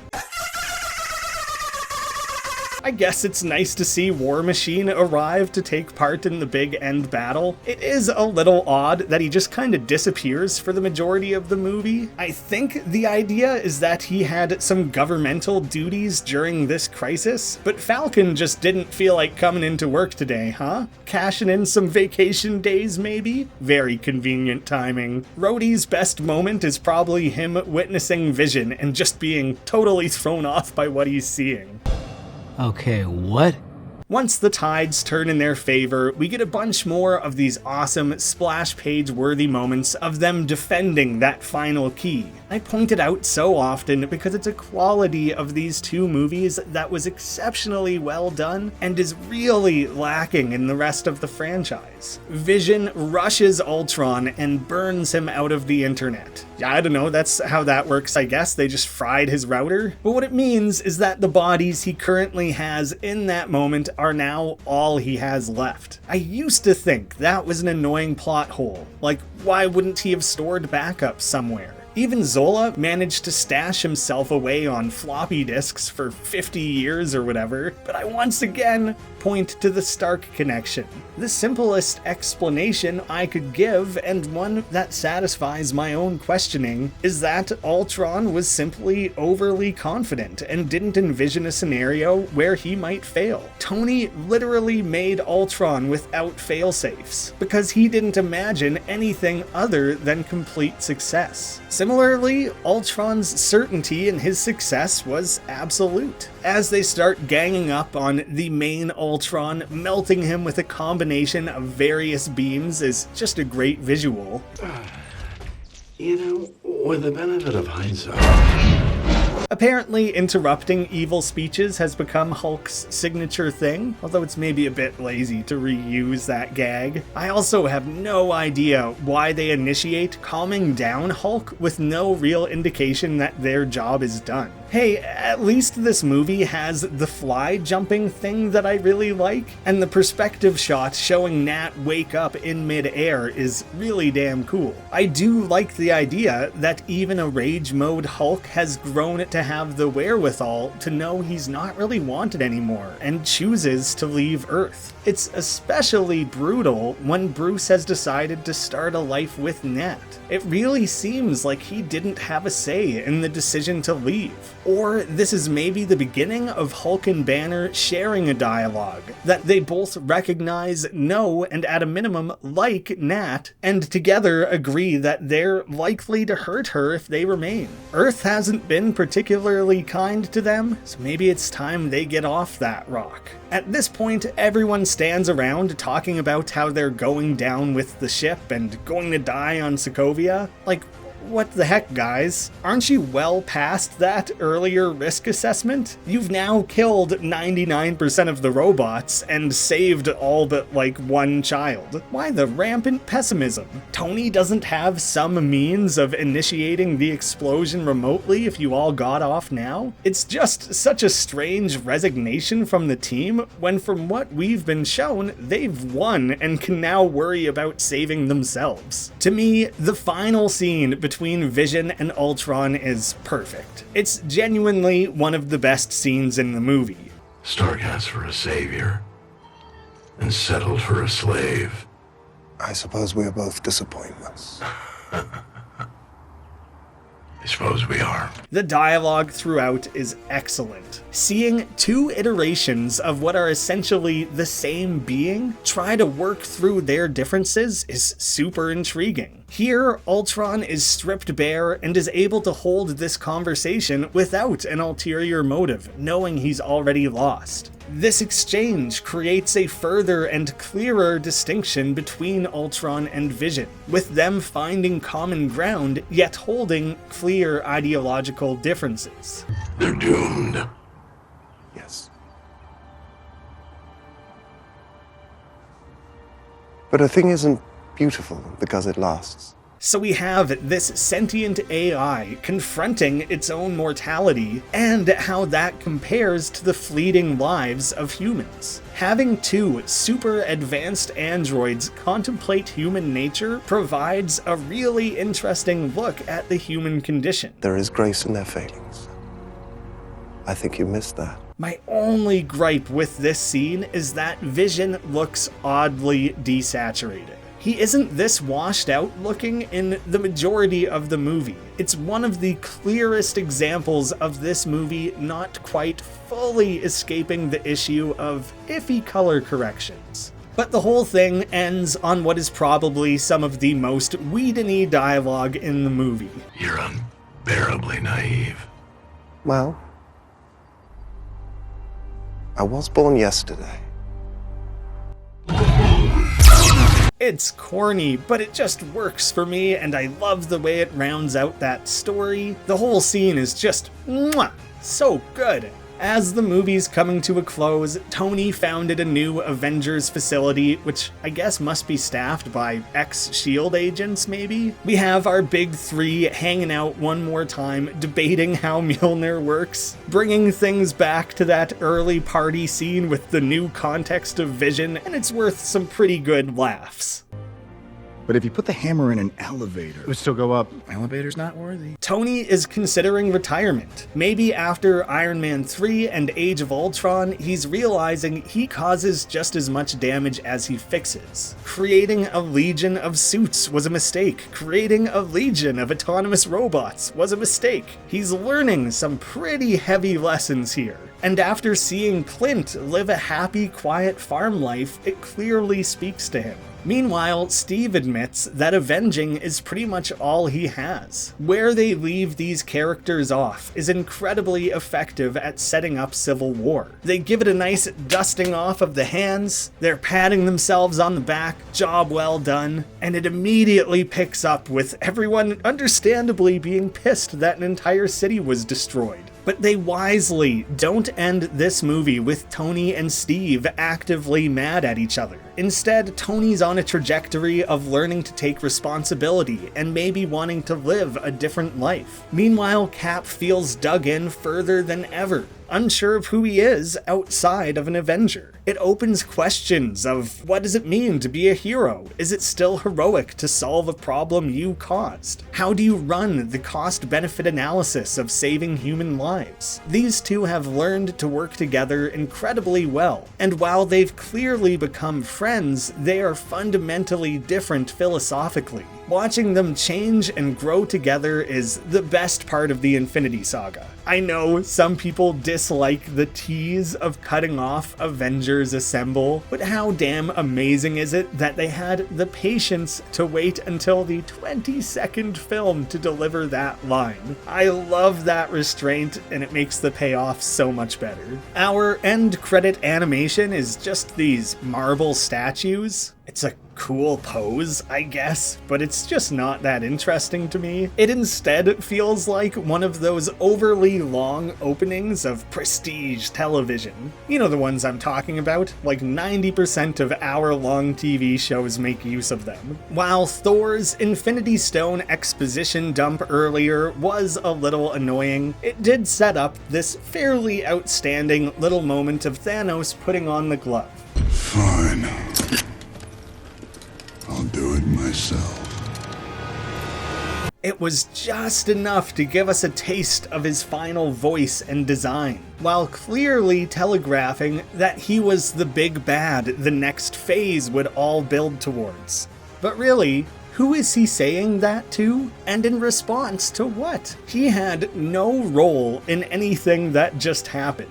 It's just odd to reflect on that he is saying this despite seemingly never actively making a play for any stone since the first Avengers. In fact, he would have had the Mind Stone and sent it away with Loki, then losing it. The simplest explanation would be that this scene perhaps is meant to take place mere seconds after the tease at the end of the prior Avengers film. It's badass, but it's kind of funny the way it exists in a vacuum. Moving on to the leftovers for Age of Ultron, I think the blue highlights on Natasha's suit look super cool, but hot damn, would they ever be impractical for someone whose whole thing is being a stealthy spy? What is even coursing through those flashy strips anyways? Speaking of costumes, this might be my favorite Captain America look. I know, his Winter Soldier stealth suit is really cool, but that thing is tactical. It doesn't have the bright comic booky fun quality. So this one checks off all the right boxes for me. I absolutely love it. It's near identical to that scene in Civil War, but I prefer the extra red stripes and details around the center star in this version. The movie addresses how versatile vibranium is, but like,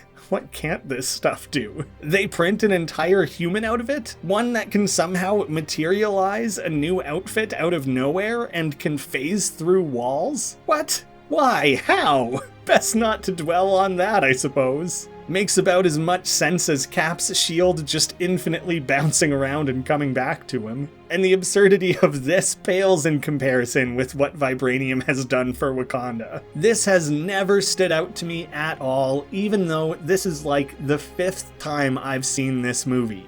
But Danny Elfman did the score? What the hell? I only learned that because I saw someone mention Multiverse of Madness wasn't his first MCU score. He made decent use of some of the original themes, especially that iconic Avengers theme. But man, does it ever feel like he phoned this one in? Or maybe the studio wouldn't let him cut loose and go full Elfman? It wouldn't be the first time in this era that they hired someone and then didn't really let them do their thing. It's hard to say, but it's a pretty forgettable soundtrack. I actually had to go reading up on this further. It appears we can again blame Perlmutter and the Marvel Creative Committee, but especially Perlmutter, for not wanting to pay Alan Silvestri's fee to return from the first film. They replaced him with Brian Taylor, who would have just done The Dark World. And as I said in my Thor review, this soundtrack was the best part of The Dark World. Yet at some point after hiring him, Perlmutter decided he didn't like it and then brought in Elfman. And their styles do not mesh well. They clearly just had separate perspectives on this movie. What a cluster. So not only did they have a replacement composer who likely had a shortened turnaround time to complete the film, then having to make room to collaborate with yet another late addition. So now we have too many cooks in the kitchen with not enough time to bake a cake. They either should have just paid Silvestri what he asked, or allowed literally any of the 3 composers to do their thing without all this micromanaging. So yeah, pretty weak score overall for this movie.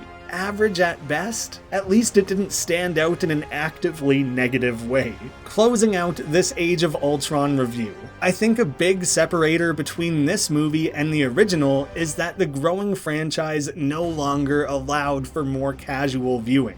I'm sure you could walk into this movie and follow what's happening, but Age of Ultron marks a notable shift into being a full-scale saga. It exists as a crucial midpoint chapter of the larger novel that absolutely harms the ability for the general audience to quickly duck in and out of this series. But it does mean that this movie has aged like fine wine. They just served up a few pieces of cheese alongside that wine that didn't hold up quite so well. It builds off so much of what came before while setting the stage for plenty that comes after. Rewatching the full series and this movie has done nothing but enhance my appreciation for the larger storytelling and world building, even if this movie individually takes a few stumbles. Tony understandably gets the most screen time and development, as he's the most central to the events of this movie. Cap mostly exists to riff with Tony. Natasha and Bruce have all their screen time poured into a romantic B-plot that they largely bungle.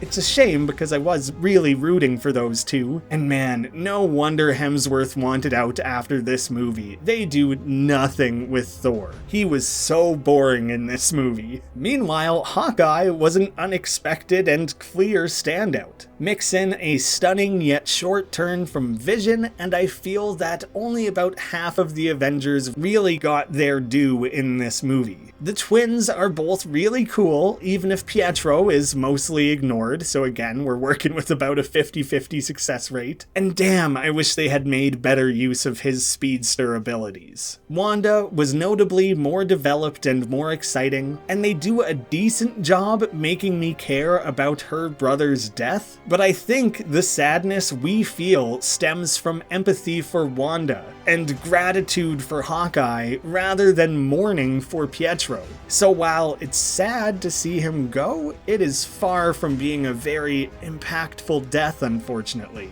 I think a lot of what holds this movie together for me is the fascinating and strangely unique villain of Ultron, carried through and beyond his shortcomings by a glorious performance from Spader. I don't think anyone else could have elevated this strangely silly, sadistic, silver sociopath anywhere near as well as he did. It was outstanding how well Whedon balanced the core cast of the first movie. Now add in the twins, give Hawkeye an actual presence for the main events, throw in a villain that requires substantially more screen time, finding space for cameos along the way, and it's no surprise that some of the spinning plates in this movie started to fall. But beyond a few wasted characters, the majority of my complaints boil down to small, mostly inconsequential moments. Like even the whole monster speech, which is jarring and terrible, it's still pretty minor, and it's wrapped up in a romance that was already struggling to matter or resonate. Which again means that all falls under my umbrella of wasted or mismanaged characters. That really is the source of like 90% of this movie's issues. The soundtrack lands in a forgettable territory without being good or bad enough to really tip the scales for me. There was a trade-off of jokes having a worse success rate, but I think there is some really engaging, captivating dialogue. The action was exciting. Almost everything looked excellent. I consider Ultron an A-tier villain, and the pacing was surprisingly excellent for how much this movie had to accomplish. And while the movie had loads of great fights and singularly cool superhero moments, what it really gave me is something I desperately wanted from an Avengers movie. Not just the team at the height of their power, but something deeper. I'm going to borrow a screen grab I made a ways back from a Reddit user, Pigeon Wiggle, because I think it summed it up better than I could. They are shown hanging out as friends, fighting together as allies, hiding together as a family, and saving the day together as heroes. We'll lose. And we'll do that together too. I will continue to defend this movie. Taking it all into consideration, trying to put a number to this, I've been wobbling between like a 7 and a 7.5. Still pretty good. But I think I'm going to stick the final score at a kind of rocky 7.5. I like it a heck of a lot more than I dislike it, even if it doesn't quite live up to the original. So that rather generous score from me wildly still puts it in a number 6 spot overall. The franchise has succeeded far more often than it's failed, and a movie with such a high score from me still ranking as low as it does is a huge testament to that. But I think the deeper we get into this, the more we're going to start filling in those middle and lower range score slots. But I've surprised myself on this journey before, so I guess we'll have to wait and see. Closing all of this up, this insanely long video, I should have assumed it would take a long time to talk about such big event films. The first Avengers felt like a massive conclusion, yet was also an origin all of its own, and served as an inciting incident that so many of the following films were able to build off of. And while the movie chose a less than cinematic visual language, it far from hurts the movie as it achieved other goals, and it remains an absolute blast from start to finish. It has such a wonderful balance of fan service, crowd-pleasing moments alongside some things that felt new, bright, and delightful, finding room for a unique level of quirkiness that is pure entertainment without ever dragging or feeling grating. While Age of Ultron plays out more like a middle chapter in a larger franchise, also setting up many things that came after. That will weigh against the film for many, as it dedicates a lot of its runtime to setting up subsequent films, although the majority of it plays out naturally and is well integrated into the plot. The ones that don't work so well stand out like a sore thumb. It stops it from standing on its own nearly as well as the original. But in the collective of this universe, seeing everything that built off of its story, it is critical viewing to the franchise. And I'm reviewing these from the perspective of someone who watches every one of the movies, so it doesn't really bother me that it's not a standalone film. The humor is a bit of an issue, but I found it near flawless in the first movie, and mostly impeccable in this one, with a few major missteps that really have dominated the conversation. I enjoyed the heck out of Ultron, and it's a shame he's never popped up again outside of the What If series, although it makes more sense with him than some of the other villains to be killed off permanently. So while he was a one and done, the movie deserves to be showered with praise for also giving us good Hawkeye, Wanda, Claw, and Vision. Those characters all rule. It's wild how much these two movies together influence the rest of the MCU, not just in terms of setting up future events, but through that Marvel creative committee who took so many of the wrong lessons from these films' success. Across the two films, they tipped more gray, relying on some insert joke here style humor, and an increasingly formulaic approach to storytelling. We have the benefit of hindsight that we can blame that specific group for those negative influences on the larger franchise, and we've now now had multiple examples to prove they're shaking free of those creative shackles. Looking even beyond the in-universe influences, it has been wild to see studio after studio trip over themselves to recreate this success, and nobody has even come close. Marvel is insanely lucky that Joss Whedon didn't become a persona non grata any sooner than he did, because he's now a permanent stain on the franchise. I had the benefit of having watched and rewatched these movies numerous times without that knowledge, so my opinions were largely formed a long time ago without being mixed up with those complicated circumstances. But if you want to get into this franchise, you can't really skip over these two movies. So it requires some degree of separating art and artist, and I would recommend focusing on the hundreds, if not thousands, of people who made these movies, whose work can still be individually admired and appreciated. Hopefully that mindset allows these movies to endure, and we can still admire them for what they are. Maybe going so far as to thank Whedon for some of the positives he brought to the franchise, while also throwing out an equally well-earned fuck you in his direction. Language! Right. Sorry, Cap.